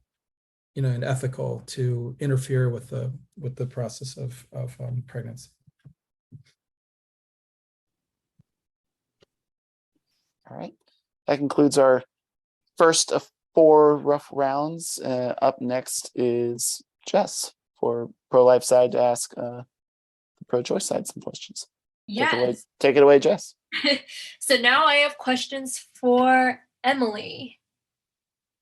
Sorry, I'm pulling up my the question. Okay. So sorry. Okay. Oh, okay. Wait, let me just see. Okay. What do you feel is most misunderstood by pro-life people when it comes to people who are pro-choice? And what would you like pro-life people to better understand about you? Yeah. First of all, I love this question because I think it is important for us to find some common ground and understand each other better. That's the whole point of this discussion. In my experience of being a pro-choice activist, of interacting with a lot of particularly conservative pro-life people, I feel like what's misunderstood is that we don't value life. I do value life. I value life deeply. I'm engaged to a vegan. Like, we get in a lot of discussions about the value of all life. I just think that our kind of definition of that kind of wavers a little bit. Whereas in my mind, like, the person giving birth, their life to me is of the utmost importance. And we could get into a whole moral discussion about that. But I think that's the big thing, is that I do value life. I'm very anti-war. I'm not for the death penalty. I think that is an important conversation that isn't had as much. I feel like a lot of people on the, particularly, again, conservative pro-life side, really just, it's like, oh, they just want abortion on demand. They, they hate babies. And that's not true. No, not true at all. I don't think any of that. I blister at this idea that because I believe a woman has a right to choose, that I'm immoral. Can confirm that Emily loves her nephews and my children as well. Very much, very, very much. I do not want to have children myself. It's not for me, but I do. I very much value life. Like, that's, I do really kind of, I don't love that implication. Yeah. And I so wished I was able, now that I'm thinking about it, when we were asking, to find the other side in a positive and gracious way. I feel like what's so misunderstood, and I get it because I'm adopted. I was adopted from China as a result of the one-child policy. Mm-hmm. And although I hold the perspective of being an adoptee who's pro-life, I have met people who are adopted who are pro-choice. Mm-hmm. And understanding that a lot of it is from this place of not wanting this child to endure suffering and trauma. And I feel like that is so misunderstood, that, like, it's not coming from a place of I hate life and I don't want this baby. Like, oh gosh, it hurts my own heart when I hear that. It's from this And then that, leads to a whole nother discussion about adoption and foster care, which are so important discussions around this as well. But I feel like it's coming from this place of and correct me if I'm wrong, it's from this place of compassion and not wanting somebody to endure that kind of suffering. If I'm just trying to understand if do you feel like that's misunderstood too? I do, because without getting into specifics to protect other people's privacy, I know a good amount of people who either went through the adoption system or have foster children who went through it. And many of them have expressed to me that it is a deeply broken system, that so many children suffer and go through trauma. And like, I think it's amazing that you had not that experience, like, because I do know that that's not every case. Right. But I mean, I'll be really honest, like that's a big factor for me, and why I believe what I believe is that I think every child should be a wanted child. And I think that, again, we keep circling back to this, the idea of having better social safety nets. And I think that's something where we can very much come together and build a bridge there, is that we both like want things to be better for people. Like that is part of the crux of my belief, is that I want life to be better for people. I don't want someone forced into a situation they're unhappy about. I wouldn't want a child to be in a situation where they're unloved and unwanted, because there's so much trauma surrounding that. Yeah. And I think it speaks to, no matter where people stand on the legality of abortion, if somebody who's been adopted or has been through foster care and has had traumatic experiences, that we all need to sit down and listen. And it shows us, just as a society, how much work we have to do if someone would believe that they'd be better off dead. That's heartbreaking and devastating. And so how do we as a society come together and support people who feel like this? Yeah.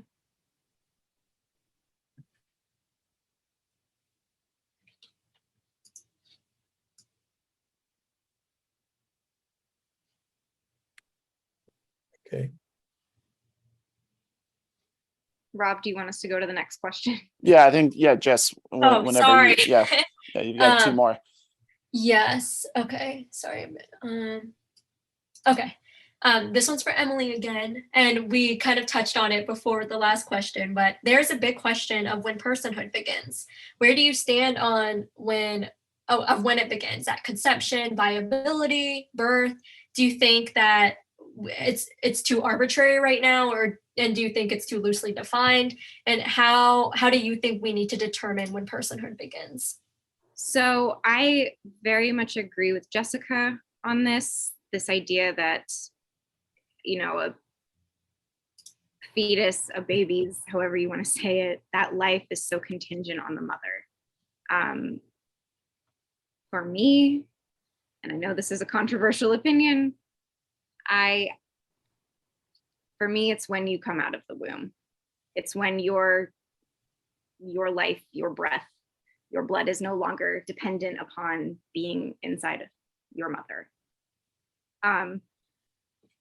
Now, do I necessarily think that like we should have like extreme late-term abortions? That's a super debatable thing that I personally feel needs to be taken on a case-by-case basis. And I know, because originally when Rob told me we might have secular pro-life on here, I watched a lot of their videos, kind of just trying to prepare. Yeah. And one of the things that I thought was interesting that they brought up in the discussion of late-term abortion, and I think that definition gets really loose. Some people think it's like 16, some people it's 24, it ranges. One of the things that I thought was interesting that they pointed out, and I didn't look into all the statistics they were presenting in this video, but the way that they put it was, there's the narrative about late-term abortion in particular is that it's only done in cases of like severe risk to the life of the mother, or if the child won't actually, like, it'll be born but it will like immediately die. And what I found interesting that secular pro-life points out is that that's actually not the majority of cases. It sounds like from what they were saying, a lot of late-term abortions occur for women who didn't know they were pregnant. Now I know that that might sound confusing to some people, that a woman wouldn't know she was pregnant, but again, we live in a country with very poor healthcare, with very poor sexual education. So it is not unfathomable to me that someone could get to that point in a pregnancy and be unaware of it.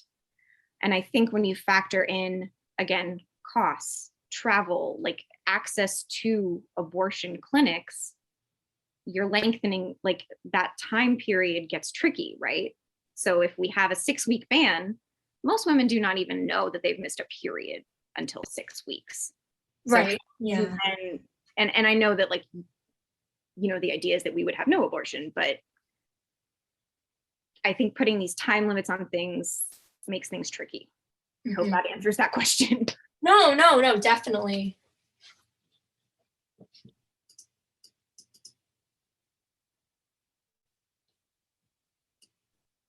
And Jess, I think you have one more for Jessica. Yes.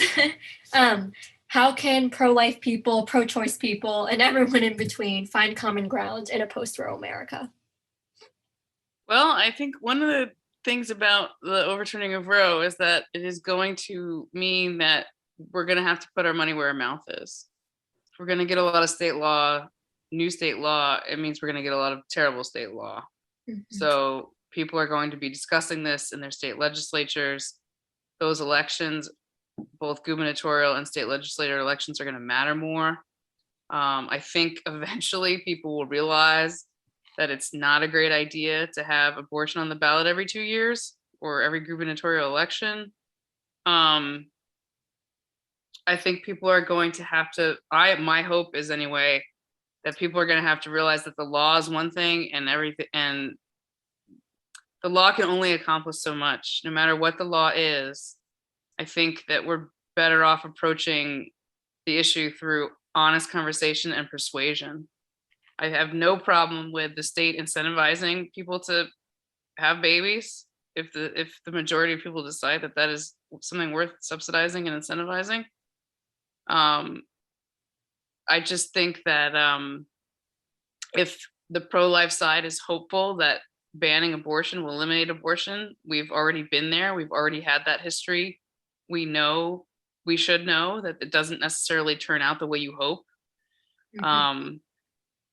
Although I don't necessarily think that, I mean, it's complicated because I personally believe that, like, if you are 8 months pregnant and you decide that you'd rather go to Saint-Tropez rather than have the baby, that's a crime. You can't just say, I don't want this baby anymore. I mean, I don't think that's moral. I don't think that's appropriate. So in this sort of slippery slope kind of argument about, like, when is a better time to have an abortion, which maybe, you know, that's a problematic question, even to state it in moral terms. You know, if abortion is not more available, the more likely early on, the more likely it is that more women will have late term abortions. So it sort of feels like some of the legislation that we're seeing is a lot of wishful thinking. If the goal really is to not terminate pregnancy, then you got to start from the perspective of everything but banning abortion is going to get you there more likely than banning abortion will. Do you? I lost Ismail. Oh, okay. Do you feel like kind of going back into, like, addressing the roots? Is it how do you, like, addressing the root causes of abortion too? I mean, I think we need to decide if the goal. I think we actually need to have a conversation about what the concern is. I think that, like, one of the most productive parts of the conversation we're having is that if the concern is the morality of, once there's the possibility of having a child, that it's immoral to intervene, as in, like, you know, abortion, elective termination, or if there's a larger social issue here that we think that women shouldn't be able to decide, you know, when, like, women shouldn't be able to have sex without the risk of pregnancy. Like, what's the real social issue? Like, are we worried about like Yeah. not having enough babies? I mean, Yeah. we need to talk less about what people are doing and when and why, like what procedures are being done. I mean, the thing about it is that I think this is a really interesting point, because when people make what you were saying earlier about the rate of abortion, like Black women and the number of abortions that Black women seek, and this is something that I think this sort of points to the moral issue of the heart of it, which is we wouldn't be lamenting a statistic like that if all those women had been on birth control, right? There wouldn't even be a statistic. So obviously in our minds and in our society, there is some fundamental moral difference between that. Even people who are pro-choice, it seems self-evident to me that exists. Like there's something different about the possibility of, terminating the possibility, the sort of already existing possibility of a pregnancy, and just being better at birth control. So there clearly is something there that our society is, that whether getting an abortion doesn't quite get to. Yeah. So I feel like we need to have a more nuanced, I don't think that's possible in America's political situation, but I feel like there's a nuance here that we're not able to talk about. And I don't know how. Yeah.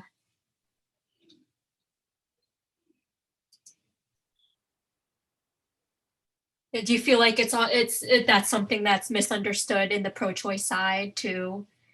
Well, to the extent that, I mean, you can't, if it's not moral if it's always a child, which I mean, it always, like, if it's too complicated to say it's right, it's okay this time and it's wrong this time, even though that is the way a lot of people think about it. It's not a morally simple issue. I mean, it isn't black and white. Yeah. I certainly don't have the answer to that. I just think that if there's any hope at all, it's the fact that people will realize that the law is an imperfect and inadequate instrument for this process. And like, to piggyback on that, I do just want to say, like, Roe was inadequate. Roe was not particularly helpful ultimately, as we've shown. I think that if the law were to be effective, we would codify it in the Constitution. We would, I know there's a move in a lot of states right now to codify it. For example, in Seattle, City Council just approved a motion to make Seattle an abortion sanctuary city. I signed the petition for it. So that would make it so that we, as a city, as the police force, as the DA, we will not cooperate with any out-of-state investigations for women who come here to get an abortion. So I think, I mean, I really agree with you, Jessica, that the law probably isn't ultimately the solution. But I think that Roe was not it. Yeah. It's always fun to get that perspective. I think Jessica has a nice little saying that law needs to be downstream from culture, and law should not be creating culture.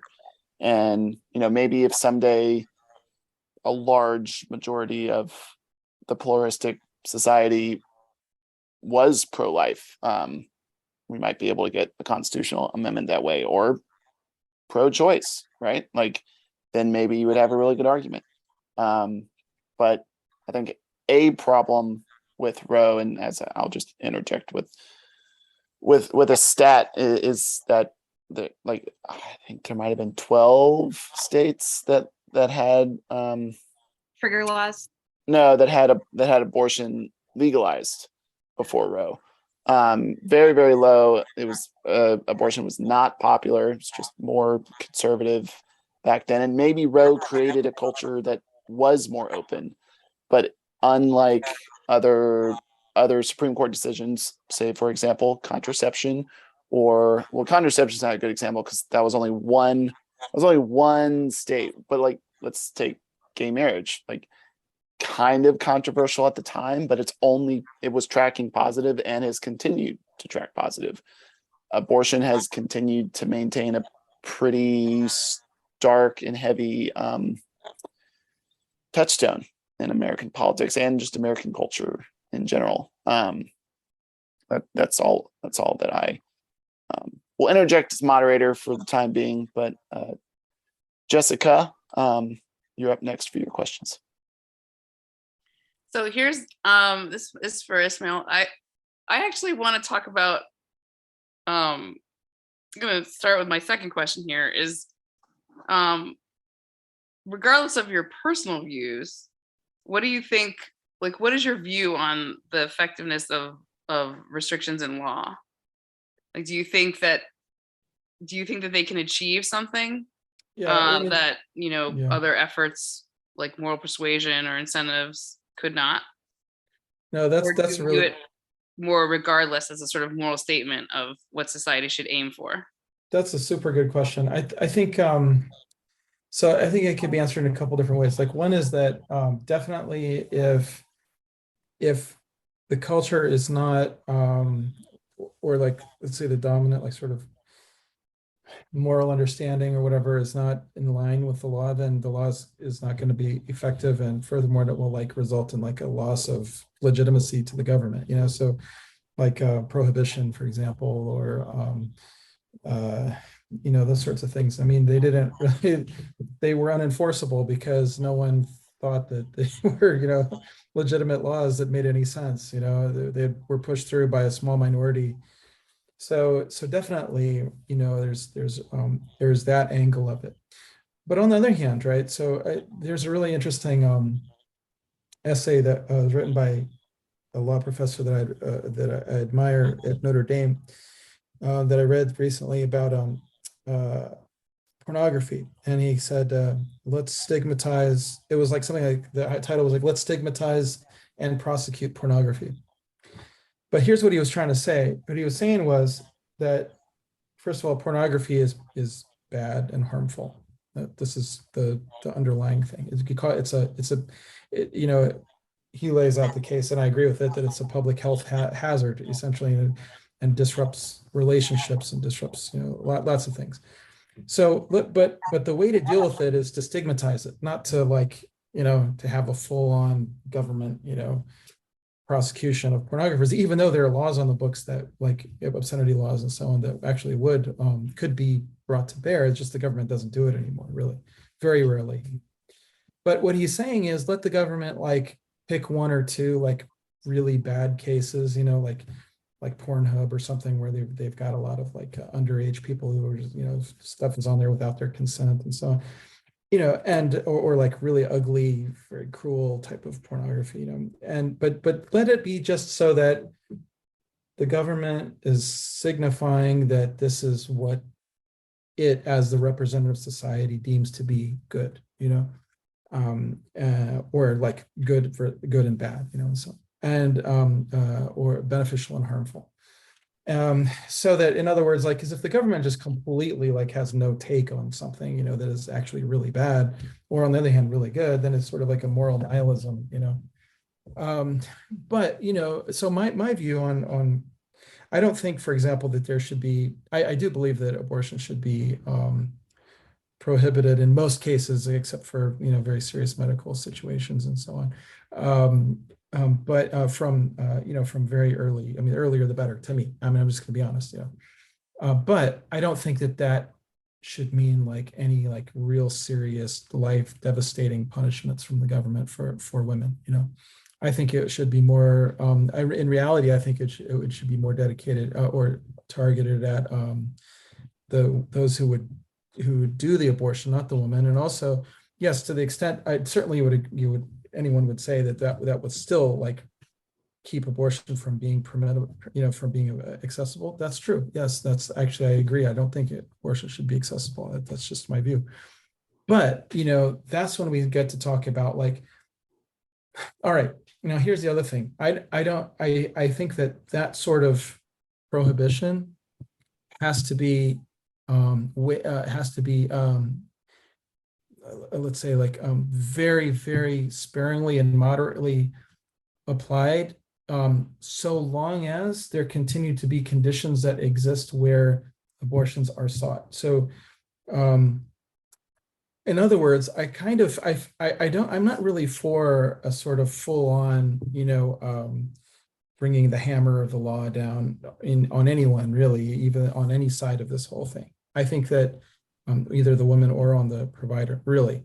I think that I see it as more of a symbolic thing, in the same way that like a government prosecuting a pornographer here or there, And I think that really the much more of effort should be brought on, in terms of like supporting women who get pregnant. And look, I know that obviously they're going through I have 6 children, I have six children. I know that pregnancies are very difficult for women. And my wife, our last 2, she had complications with preeclampsia and so on, so this is not easy, but I think that the government should really, I think that society, I think that this should be the role of like civil institutions, not the government. I think the government is as a last resort. But I would like to see a society where people support one another rather than having to resort to the government. But I think the government should, at least as a last resort, make sure that everyone is able to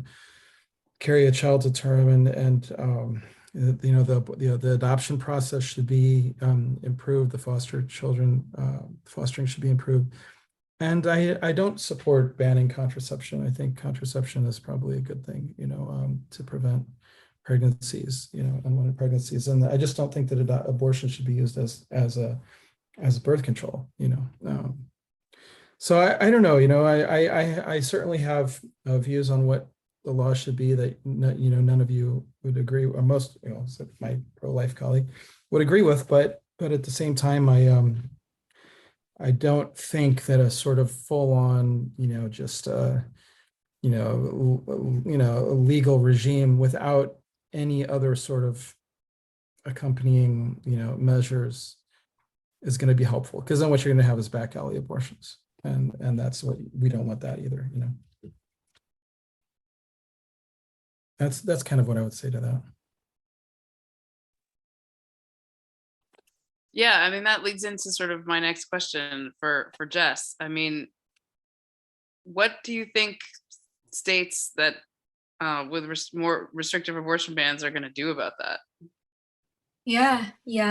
And I was watching many videos about this because, and just, I think we all need to make it clear that we don't want any woman dying from an illegal or legal abortion. And it's something that we have to, pay attention to and really have compassion for, because that's something I've noticed, is that there's just seems to be a lack of empathy and a lack of concern about this. And especially, with the different statistics, but it has to go beyond that for caring for women. From the perspective of, being pro-life, I know this might be, I guess, controversial or is upsetting to people, or it might, be a shock, but I don't see how any abortion is quote unquote safe. Being pro-life, to me and to the movement, it ends the life of a human being. And to me, I don't see how that is safe. It's ending the life of a human being through suffocation, whether that's, medication abortion, abortion pills, dismemberment, or, lethal injection. So to me, I've never seen abortion as quote unquote safe, but I have seen it where women are being put even at greater risk, especially with specific legislation. I know with the Women's Health Protection Act, that was going around the House and the Senate in the past. Very recently, I believe it was just like 2 weeks ago on a Friday, where it's now heading to the Senate, where it's predicted to not pass. But the Women's Health Protection Act is stating that, non-physicians would be able to provide and perform abortion. And to me, it was alarming of, wow. Like, how can we remove these health and safety regulations? And then I was looking at data the other day, and I know it might seem like a low amount, but 24 women have actually died from the abortion pills. And I know it's like we're looking at the statistic and we see 24 in this, spanning years and decades, but human life is human life. And when I was working with these women with my last job before Democrats for Life, walking with them, many of them would come to me and open up about like the lack of care and concern that was shown to them when they would when they were abortion minded and they had an appointment and they would go to the center, and they would tell me that they didn't have the risk explained, they didn't have any of these side effects explained, and that that might have, and that I understand that might not be the case for every single woman, but just looking at that, it was just eye-opening to me of wow, like so many, we don't have, how can we have legislation in place that would erase basic health and safety standards and having non-physicians being able to provide and perform abortion? It's making it even more unsafe. If I may, I'd like to interject really quickly, because I do think there's a point there in terms of the legislation, but you look at, again, the history of pre-Roe. I'm sure most of you are familiar with the Jane Collective, which was a group of college students who, noticed that a lot of their peers were seeking abortions, usually from back alley doctors who maybe weren't always doing the best job. We've all seen Dirty Dancing. We all know what happened to Penny in that. I, in fact, have not seen Dirty Dancing. Well, that's a conversation. Yeah, you're not old enough yet, Rob. Neither have I, but I'll go with it. Did she die from an abortion? She doesn't die. The premise is that this young woman gets pregnant by a guy who's not particularly nice. She doesn't want to have the child, and so she gets set up with a guy who's like a doctor who's passing through town. Mm-hmm. He botches it, and she is in pretty dire straits. She does get saved. She's fine. But so the Jane Collective, these women were noticing that this was happening, and were like, we want to create an environment where it is safe, where women can go to someone that they trust. And, at first they started out hiring a doctor who was like reputable and like, actually doing the correct things. And then they were like, man, this is so expensive and most women can't afford this. Like, so they actually learned how to do it themselves. And from what I understand, everything was performed pretty safely. No women died from these abortions that were performed not by doctors. But my point in all of this is to say that, do I think that should, be codified in a way? I'm not sure. I'd need to do more research into that. But at the end of the day, what we do know from history is that when you ban abortion, when it is illegal, that is what happens. And, I I know a lot of people who are now advocating for community care in that same vein of the Jane Collective, of advocating for women have to take care of each other. And if that means that we help each other get an abortion, then that's what we do. Yeah. I think what's and I'll also pop in because I was listening to a lot of different podcasts for this. Some that I thought were very good, some that I thought were kind of all over the place. I think what was a good one by the Daily New York Times that mostly they made the point of the kind of coat hanger analogy is, even if it was true, we've had 50 years of medical advancements, and they pointed to the abortion pill, and that's how most, especially in the first trimester or even earlier in the first half of the first trimester, abortions happen. And they cited that like a lot of women in Texas, probably through Jane Collective or something, can even get shipped the abortion pill technically illegally, but be shipped to it even overseas. With circulating a lot on social media in the lead up to the decision being dropped. A lot of feminists. I know of people who get their very illegal drugs through our federal mail system. So it's not too surprising that women, even if they're seeking for abortion, yes, internet access is not 100%. It's vastly increased since the rise of cell phones. So I think I personally think that the kind of coat hanger analogy is very outdated, and I was actually very happy to hear that New York Times, as much as I can sometimes hate on them, it was nice to hear that not only, yes, that's pretty outdated, not that that type of thing couldn't happen, but even if it was the norm, I also read an Atlantic article about sometimes women would use Lysol, use the entire can of Lysol. And Lysol used to be advertised as an abortifacient in the Really? 1920s. Really? Up until like as late as the 30s, 40s. Yeah, it'll blow your mind. It'll blow your mind. So yeah, so I think I'm, again, whole life still pretty pro-life. I think Ismail and I probably run pretty close in that thinking, but it was nice to hear that New York Times is like, look, we got to update our images, because there's been a lot of medical advancements over 50 years, not only for abortion, but also in the pro-life sector, right? Like I think the youngest fetus to survive outside is like 21 weeks and maybe 20 weeks. Very, very young. I mean, that's also very, very rare. But that was not possible 15, 20 years ago. Now it is. But sorry to interject. We'll kick it back to Jess. Yeah. And or Jess and Jessica. Yeah. And it's so interesting because I was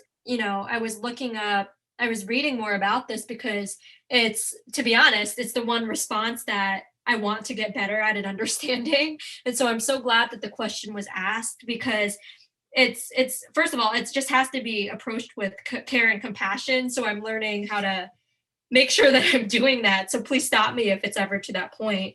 But I was having it compared to, and I know we're sticking it to the issue of abortion, but somebody was using this analogy to like gun control. And, no matter what people hold on that opinion, or, where they stand with that issue, it was, whether it's, an assault rifle ban, or, stronger background checks.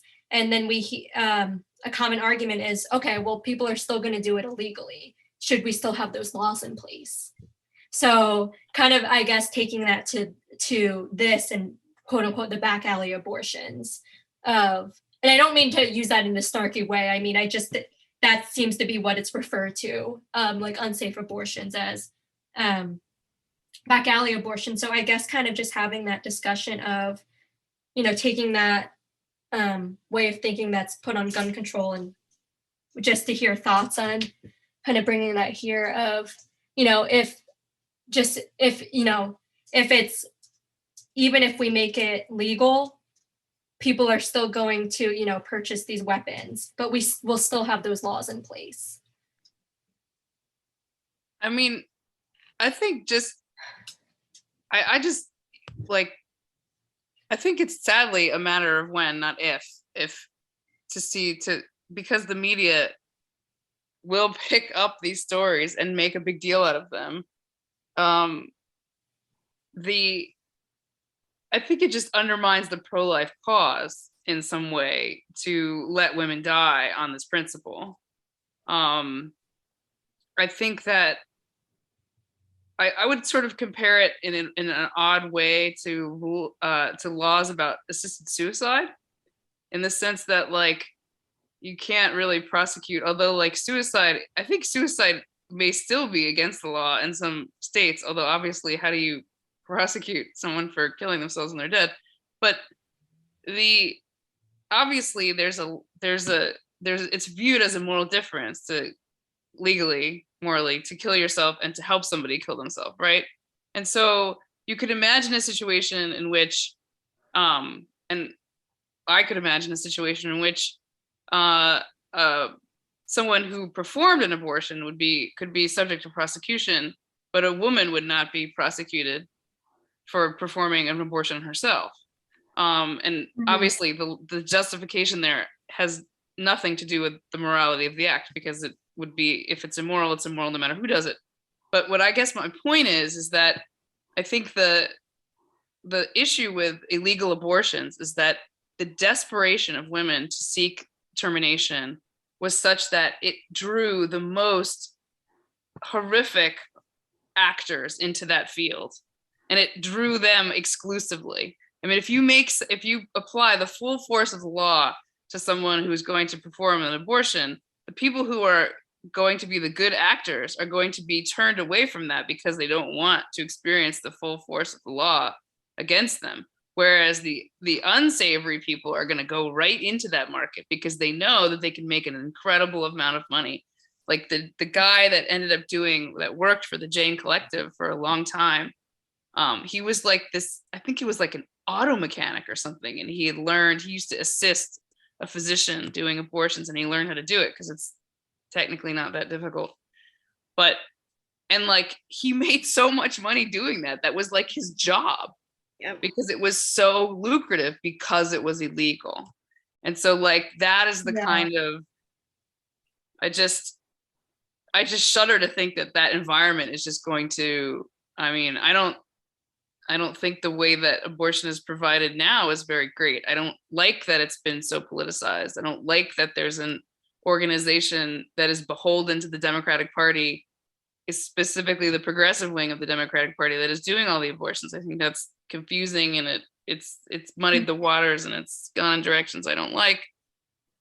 But at the same time, at least it doesn't, like, it has perverting effects, but it doesn't have nearly the same perverting effect, in my opinion, that illegal operations would entail. Yes. Can I ask, just to get understanding, what is a safe abortion? I just think someone whose incentive is to provide care that preserves the life of the mother and her future fertility is safer than someone who only is in there to make the money. I mean, if you read stories about what used to happen to, women in the early part of the like before Roe, there was just a lot of abuse and stigma. Like often the providers would sexually abuse them or shame them. I mean, horrible stories. Like it's just taking advantage of the desperation. I think that medically there's a big difference between someone who's only in it for the money. I mean, obviously, like these doctors wouldn't even use any anesthetic. I mean, it was a brutal thing because they were taking advantage of these women's desperation, and they were the only operators in the field. So I'm not going to say that abortion is like without physical consequence, because I know it isn't. Mm-hmm. And I think that some of the stories you talk about with like the lack of sympathy, the lack of really like informed, like I've heard people tell stories of their miscarriage that are as horrible as anything. Yeah, like, me too. Right? Because it's not fun, regardless of whether you're determined to terminate the pregnancy or you wanted the pregnancy. Mm-hmm. It's a mess.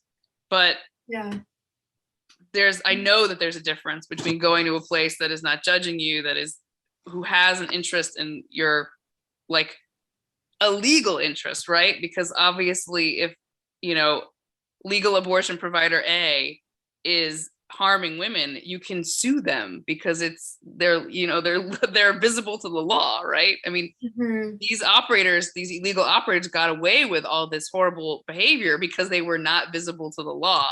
You just can't go and say, I got mistreated by this business who was providing me an illegal service. So that's the thing. That's the point. Something I'd like to just add really quickly. I think for me at this point, because we're talking about, the coat hanger analogy, right? Like how that's kind of irrelevant now. But what I think is very relevant in this conversation is that now you have women who are facing dangerous pregnancies. Like, for example, there's an NPR article about this woman in Texas whose amniotic sac dropped really early. And she went to the hospital and it got confirmed that she suffered a premature rupture of membranes, right? So like the baby was not, it was highly unlikely this baby was going to survive, but she couldn't get an abortion. No, it's impossible for the baby. The baby cannot survive in that situation, depending on the age of it. I mean, but so she, sorry, I actually have the article pulled up because I want to get this right. Obviously she was like, well, I feel like my best option is to terminate the pregnancy. And she eventually, her doctor advocated for her at the hospital, but because of the issues of legality now, especially in a state like Texas, her doctor's hands were tied. There wasn't anything she could do. And she was told that she had to go home and wait until there were signs of a more severe infection that would include a fever of 100.4 degrees and chills. Her discharge had to be darker and it had to smell so foul that she would retch.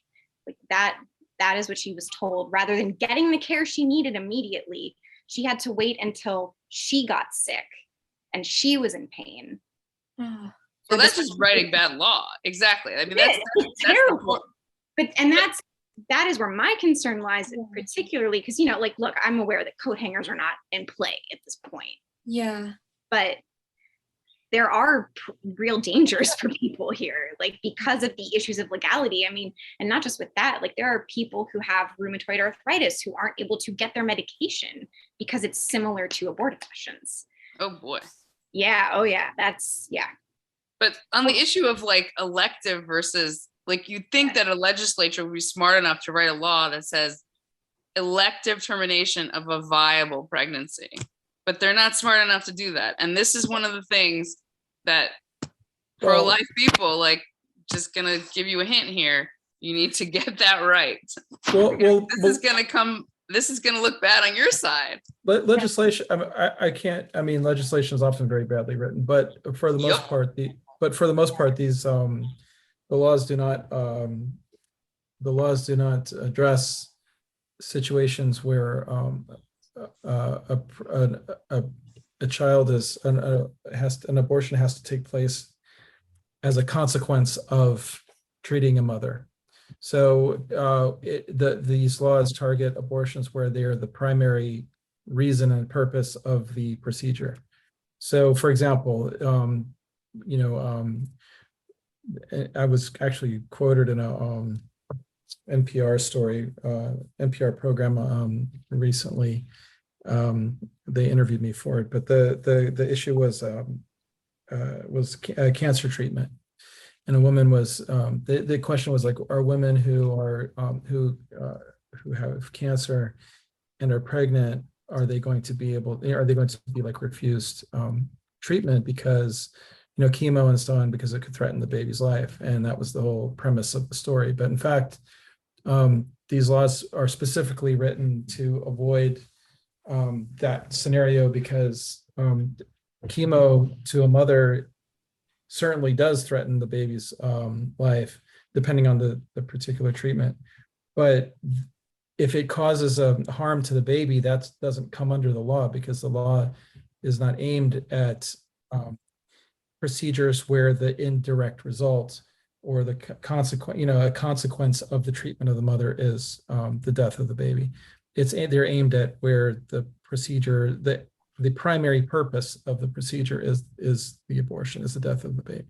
So I don't think that in the situation where like the amniotic sac broke and so on, I mean, first of all, the baby's not going to survive, especially if it's prior to, quote unquote viability. So any treatment of the mother in that situation that results in the death of the baby would not be considered an abortion under any of the laws that I'm familiar with. And I've been tracking these laws pretty closely. Yeah. And just to add on to that, at Dems for Life, we work with a lot of legislators from both sides. And from my understanding, and I have to be so careful of actually like looking at the actual legislation and not going off, I read the media, I look at the headlines, but just having that perspective of, okay, but make sure I actually take it a step further, make sure I actually read the legislation. And I understand, and it's heartbreaking when I have talked to women who are understandably concerned about, if they have a miscarriage, because a DNC is often used for miscarriage and abortion. So how do we make sure that, we have these discussions in the medical community and, in legislation? Just from my understanding, and I've been tracking these laws too, and the legislators who we work with, it's made clear, with elective abortion and spontaneous abortion and ectopic pregnancies. And for me, from what I've read, I have not seen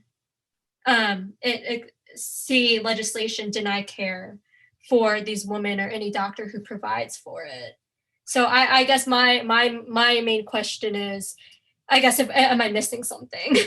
Well, here, a lot of Well, this well, is- well. Here, I want to interject. We have gotten off the beaten path a bit.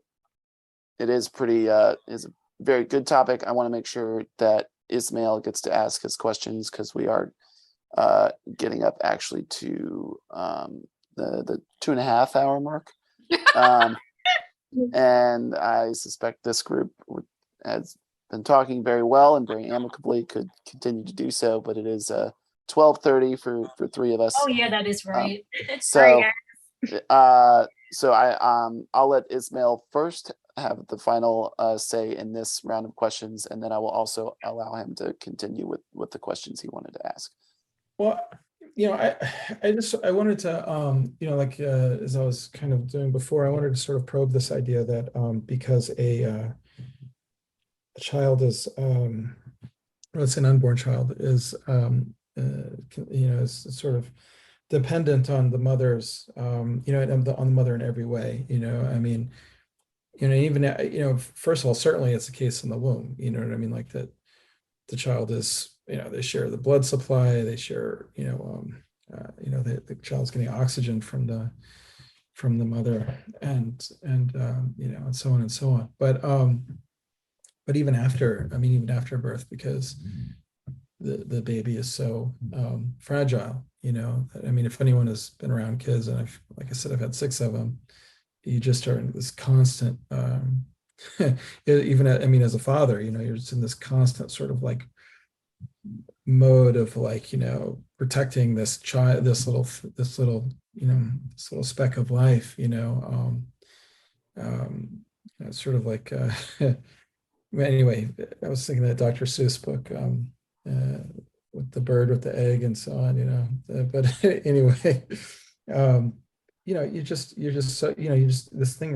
little piece of life requires so much protection, that if you were just to like leave it somewhere, in the woods or something like that, it would just die, So it's depending on you, it's depending on your goodwill, on your mercy, and your care, and your instinct of, motherhood or fatherhood, or even if you're a stranger, it's depending on your like, your sort of humanity, to care for it, So like my question is, what does the And who are you directing your question to, Ismail? I believe when this started, it was directing back to Jessica. So. Not, and I would say maybe not really, because maybe it would be towards Emily. And here's why I say that. Although I definitely would love to hear from Jessica. I think we already heard from Jessica in terms, I already know the answer. The answer is, well, okay, here's what I would ask Jessica, and then I'll ask Emily, sort of extrapolate from that. Why does the fact of the contingency of the child give a moral like right to the mother to end the child's life?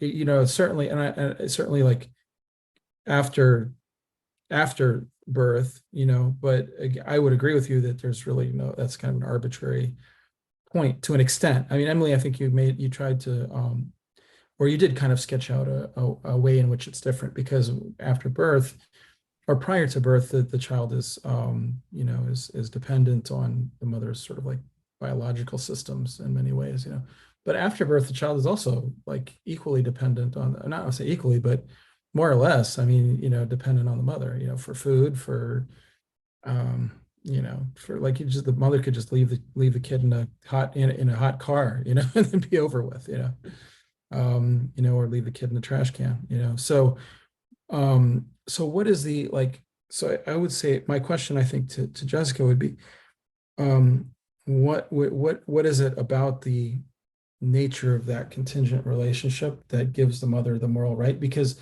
all of us, and to some, like, many of us are dependent on others in many ways. For example, the elderly.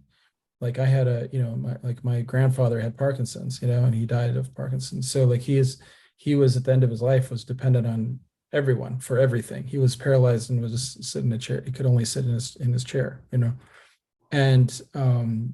he was dependent on it. So why is it that, okay, the caregiver, his caregivers, the fact that his life was contingent on their continued like care, why did that not give them the right to end his life, and so what is it about that relationship that confers that moral right to end the life? I mean, I guess the easiest way to answer this is I don't really know, but I do know that that need for women there is just historical evidence that women over time have always acted on a need to decide whether or not they're willing to take on another child. I think the comparison with the elderly is apt. I think that in traditional societies, Japan and all that, yeah. Well, or I mean, like traditional pre-modern societies. I'm reading Jared Diamond's The World Before Yesterday. There have been societies where the elderly were sort of disposed of when they were like dependent, essentially. So I think that I don't think that it's necessarily defensible from the point of view of, I don't think it's rationally, morally defensible. But I think that I take my guidance from the fact that it's just universally experienced that women, like a good example would be like in a pre-modern society when you talked about earlier about if a woman got pregnant while she was still nursing, like that would have been a scenario in a pre-modern society where, to the extent that it did occur, and it's speculated, we'll never really be able to prove this, but it's speculated this is less likely because of the way that they nursed and because of their caloric intake, that it was unlikely for a nursing mother, much less likely for a nursing mother to become pregnant. But that would have been a situation where you couldn't nurse two children and you couldn't carry two children. So that might have been a case where the infant would have been killed for this sheer pragmatic reason. So clearly, I think what this points to with the things that I've been reading about the history of abortion and the history of fertility is that women are more fertile and we have obviously resources, but we have not solved the problem. We don't seem to, at least in this country, have solved the problem of women being comfortable with their own fertility. And of course, I mean, obviously in our specific culture right now, we have a very different attitude towards sex and premarital sex and et cetera, et cetera. But to look at the history of abortion in America and to realize that the laws that were passed in the beginning in the, like culminating really in the, 1860 to 1880, really were driven in some part by a moral panic about married Protestant women having abortions. And this was viewed in like specifically moral terms. It was like, wait a sec, how can Americans, because of course the Protestants were very wary of Catholics, quote unquote, replacing the Protestants considered themselves the native Americans. Obviously, I don't mean American Indians, but so you get this thing where, it was sort of shocking because America had historically early America had enjoyed a birth rate that was just astronomical. It was unlike anything ever seen in Europe in contemporary Europe. And so people were asking themselves, how can this be that women don't want to raise the children that they have? Well, actually, I take that back. They weren't asking that. They were just outraged. They were just like, this is an abomination. And they felt that the way to deal with it was to ban abortion. They didn't ask the question, why aren't women comfortable having all these children? And I think that I don't know the answer to that either, but I think something about it is that we don't have a society that is equipped to make women comfortable with, perhaps even within marriage, their natural fertility. And I don't know why that is. I just know that the desire to limit fertility has been a truism across history since women became more fertile as a result of, sedentism, agriculture, et cetera, et cetera. So I don't have a good moral ground for it. I just know that it's been true for as long as we can trace back our history, basically, in any meaningful relation to today. Yeah, I mean, it's definitely true. A funny thing I'll interject, Ismail, is sounds like you're appealing to history and tradition, Jessica. Well, I was going to say that I make that comment about I don't want to length of Alito's opinion. There's so many actual interesting points about what you said. One of them is, in fact, so what he is actually, that's an interesting point. So just to pick up on that, I mean, like, the interesting thing about Dobbs is that it went in a different direction from both. First of all, it's not an originalist opinion, and it's also not obviously living constitutionalist opinion or progressive opinion, but it's something sort of other than both of those, and it's something like relying on tradition. My problem with Dobbs and the idea of tradition, like, we look at our tradition to determine what constitute fundamental rights, and he says, well, abortion is not mentioned in the Constitution, so therefore, if it's a fundamental right, it has to be something that is located within our tradition. My problem with that, I mean, and tradition is good. It can be a good, resource for understanding what is, let's say, wise and good. I mean, for example, I know from experience that every time I see a wasp that and start playing around with it and stuff, that I get stung, and so therefore, I'm not going to do it in the future. So there's something to be said for accumulated wisdom. So that, but at the same time, it's like there's a lot of bad stuff in tradition, so really, if we just, that's the problem with Dobbs, is as just for legal rationale, where it's okay, we're going to look into our tradition. Well, we find slavery in our tradition, so it's to undo that, they had to amend the Constitution. I mean, that's sort of the argument of Dobbs. If it's not in there and it wasn't a legal right prior, well, the only way you can make it constitutional is change the Constitution. Right. Okay. So there's so of course slavery was made unconstitutional, but at the same time, there's other things in the tradition that have not been rendered unconstitutional. For example, Jim Crow is not unconstitutional. It was addressed through through civil rights laws, but there's nothing in the Constitution that says that you can't the government can't say that we're only going to hire white people, something like that, for example. So of course, someone might say that would violate the Fifth Amendment or whatever, 14th Amendment, and so on. But I mean, nevertheless, it's not explicitly there. So the point is that tradition, the mere fact that something is traditional doesn't mean that it's right or good. I mean, there's a lot of bad things in the past. So I guess my question is is it granting your point that it's, I mean, even the Quran says it addresses this tradition that the Arabs had before Islam came in the Arabian Peninsula of burying women or burying baby girls alive. Because this was a tradition of the Bedouins, they would bury baby girls because they obviously wanted boys, So when a baby girl was born, they would take the baby out and they would bury it alive, and that was done. It was done for many reasons. I mean, it's it was a shame to have a baby girl. And this is related to economic reasons, where it's like it's beneficial to have men, and of course you do Ismail, that. a similar Yeah. thing happened. I'm reading this history of Yeah. Christian expansionism, and in Iceland, they had for very similar reasons, they would have female infanticide, Yeah. both for economic and for just general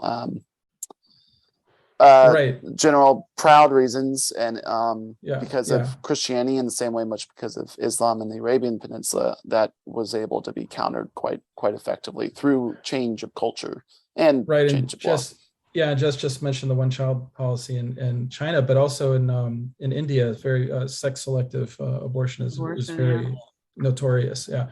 So the point, I guess I would shift my question then to Emily, and that is, you heard Jessica here being fairly, blunt, and yet I would say like very honest and having a lot of integrity and following the premises to their conclusion.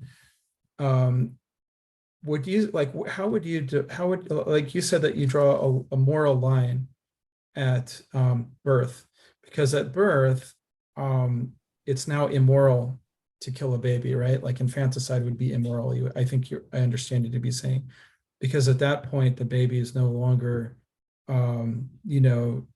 tied to the mother, or as dependent on the mother through through the placenta and through through, I don't know, requiring like regulation of body temperature and all these other things that the baby depends on above and beyond just the nutrition and oxygen. But at birth, now the baby is like to some degree, a very significant degree, more independent of the mother. So at that point, that's why I think I understand you saying that's why it's immoral to kill the baby at that point. But that prior to birth, like even just like even during labor, you can, a baby can be killed because in the womb, because at that point the baby is still very much dependent. So if I'm understanding you correctly, I would just say that like isn't it the case though?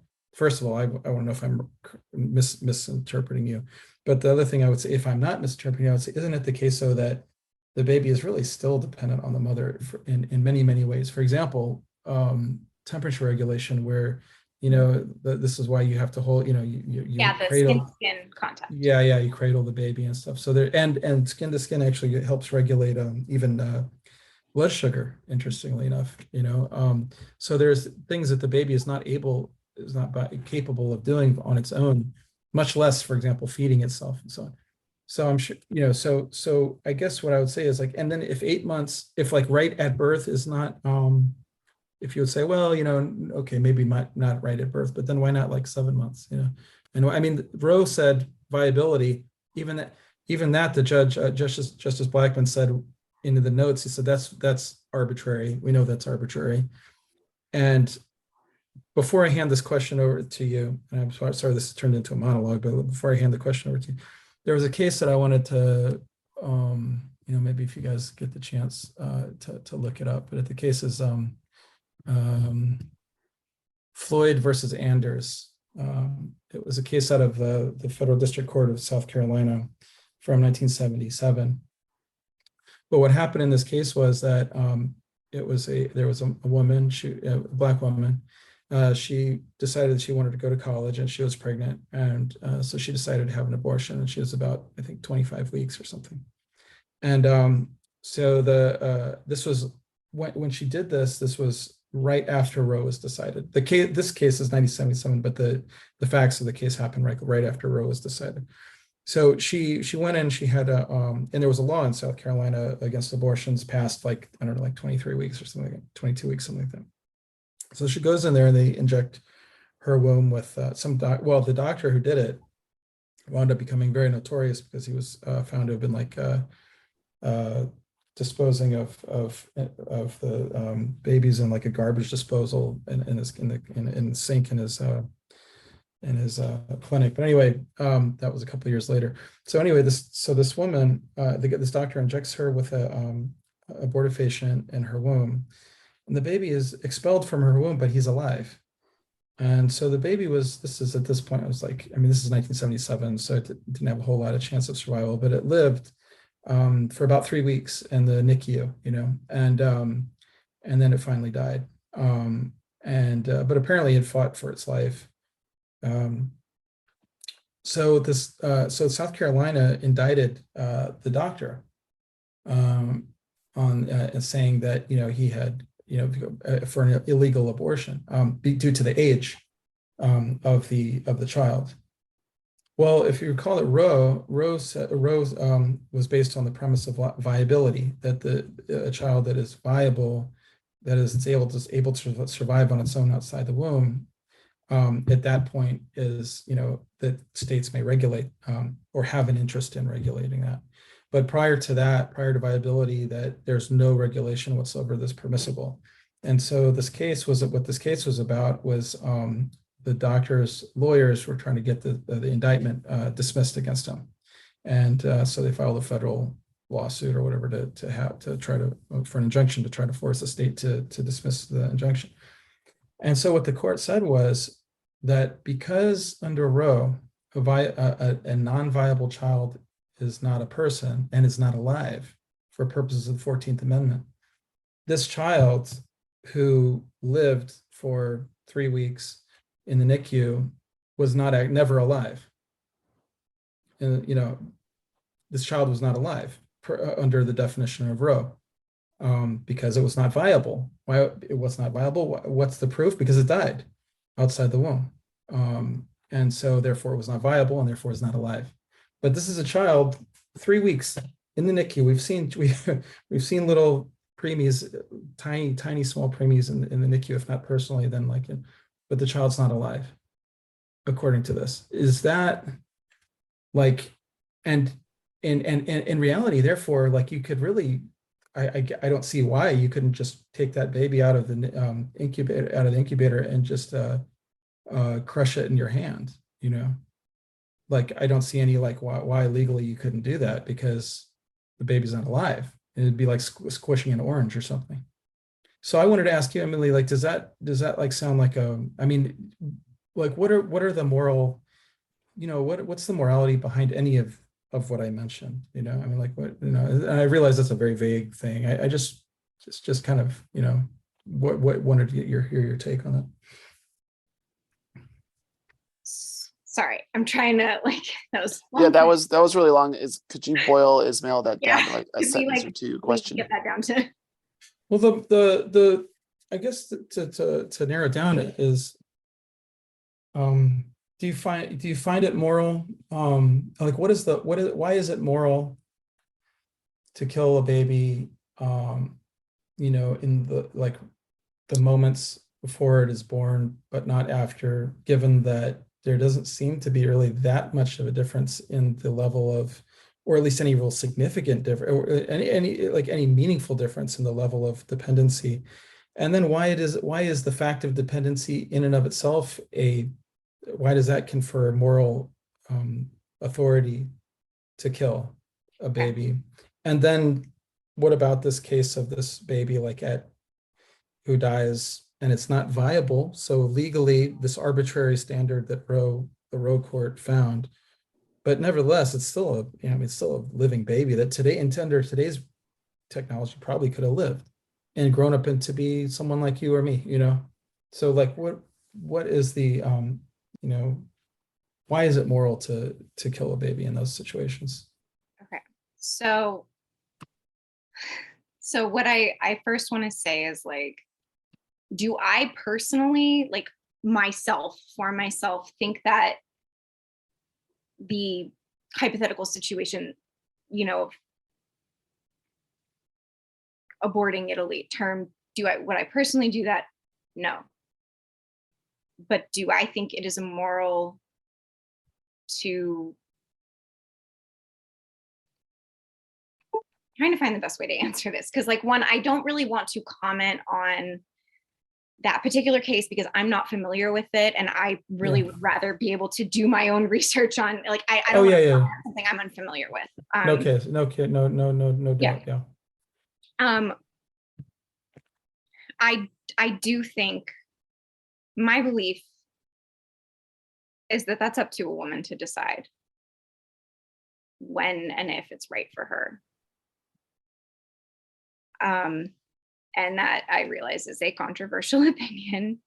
But why would it be up? I'm sorry, I don't mean to interrupt you, but why would it be up to a woman to decide? In other words, like, certainly it is up to a woman to decide, like in sort of a practical sense, that, you know what I mean, that like anyone can, I mean, a woman can do that, and there's not much anyone can do about it later, you know what I'm saying? But morally, is it up to a woman? In other words, like, is it up to me to decide whether I want to kill my grandfather? You know what I mean? When he's, I mean, I don't think those are, I think we could go a whole roundabout. I think that opens up a lot of questions. Why is it moral for us to kill animals? They're sentient beings. True, They have true. feelings, they feel pain. Now that, I'll, okay, I'll, let me, I'll, yeah, that's a I'll, great question. yeah, Because, well, Rob, hold on one second. Okay. One second, Rob. No, that's actually a really good point, because let's just put it this way. I eat animals. I wear leather belts. I don't find, I find it very difficult, the fact that an animal has to die, but I kind of feel like it's also sort of part of like the natural, you know, order of Sure, things. but we're now in a society where humans can sustain themselves without using animals. You're right. Doing that. So why is it still, I mean, if we're going off the premise that all life is precious, that all, Yeah. if you can feel pain, if you're sentient, you do not deserve. So then are we going to speciesism? So but I want to ask you this. If it were the case, no, I want to take your point here, because if it were the case that, like, the killing of animals for food could be made out to be morally wrong, then why would it not follow that we would have a law against it? You know what I'm saying? Like, we have laws against torturing animals. You know what I mean? No one can say that, oh, well, it's my choice to whether I want to torture my cat. I'll go to jail if I torture my cat. Right. What, you know, so like, in other words, why is it when it comes to abortion, it's like, well, that should be up to the woman. Why should it be up to the woman? If the question is, if it's immoral, it shouldn't be up to the woman. You know what I'm saying? If it's moral, it definitely should be up to the woman. In other words, if it is, if it's not a moral question, it's merely like it's just something like, what hat am I going to wear today? Definitely should be up to the woman. But if it's a moral choice that like all of society has a like interest in making sure that like moral, like travesties and holocausts and evil doesn't happen, you know, like I can't say like it's up to me whether or not I want to, you know, have sex with my sister. You know what I'm saying? To use you know, their society has laws against it, because society's determined that is harmful and bad and immoral. You know what I mean? I should not have that right, you know? So, so in other words, like, if in fact it is, you know, you say that you acknowledge that, well, you wouldn't do it, and presumably that's because you don't deem it to be moral. If it's not moral, then why should immorality be not a subject of legislation, you know, or at least, yeah, go ahead. Yeah. I think and I'll just say, I'll let Emily answer, and then I think we'll just do a wrap up. Sure.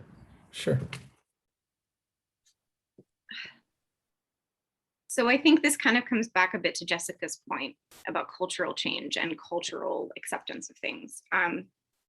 How do we define morality? Morality is different for everyone. I don't think my morality should be imposed on someone else necessarily. Okay. And I know that we could go down a whole rabbit hole with that. What I do think,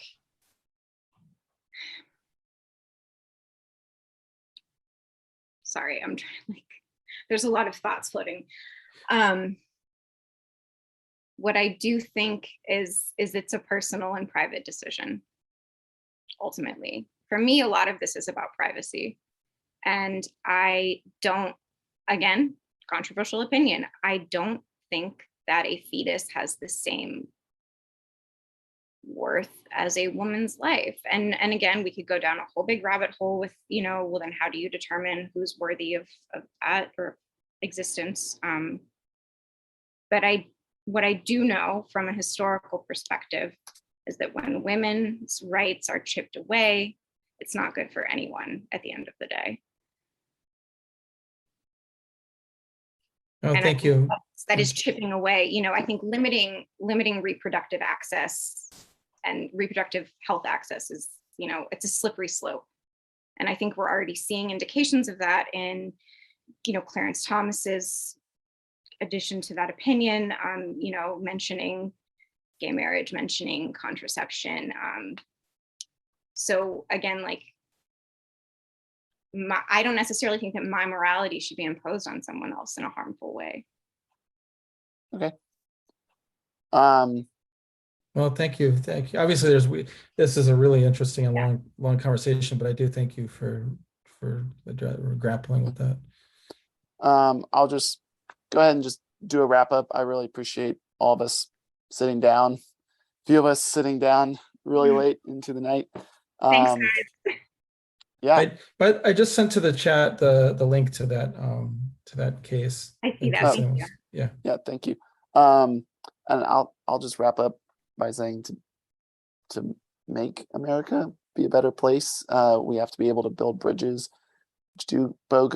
which typically go both ways. And these type of bridges need to be relational and evangelistic. It's very easy to fall into tribalism and black and white dichotomy about the other side, but these are these are human beings we're wrestling with, who are in my moralistic view, who are all fully equal because God created man in his own image. So building bridges often means respecting the other side and being humble about your own failures. And also means being able to open up about a certain awkwardness that was here a few times and even stressful, and hopefully being curious about the best arguments the other side has to offer. And I think we heard some good and possibly even best arguments from each of these sides. And I just really appreciate all of us for being able to do that. And it might be hard, and we might go crack a beer, or Ismail might just go crack open the milk carton and take a drink.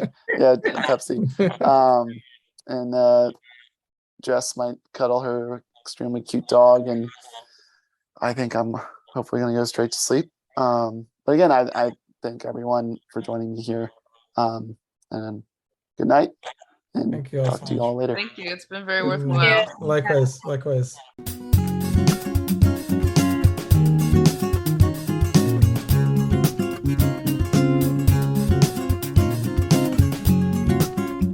Our album art was done by my wife, and our theme music was composed by TJ Stokes.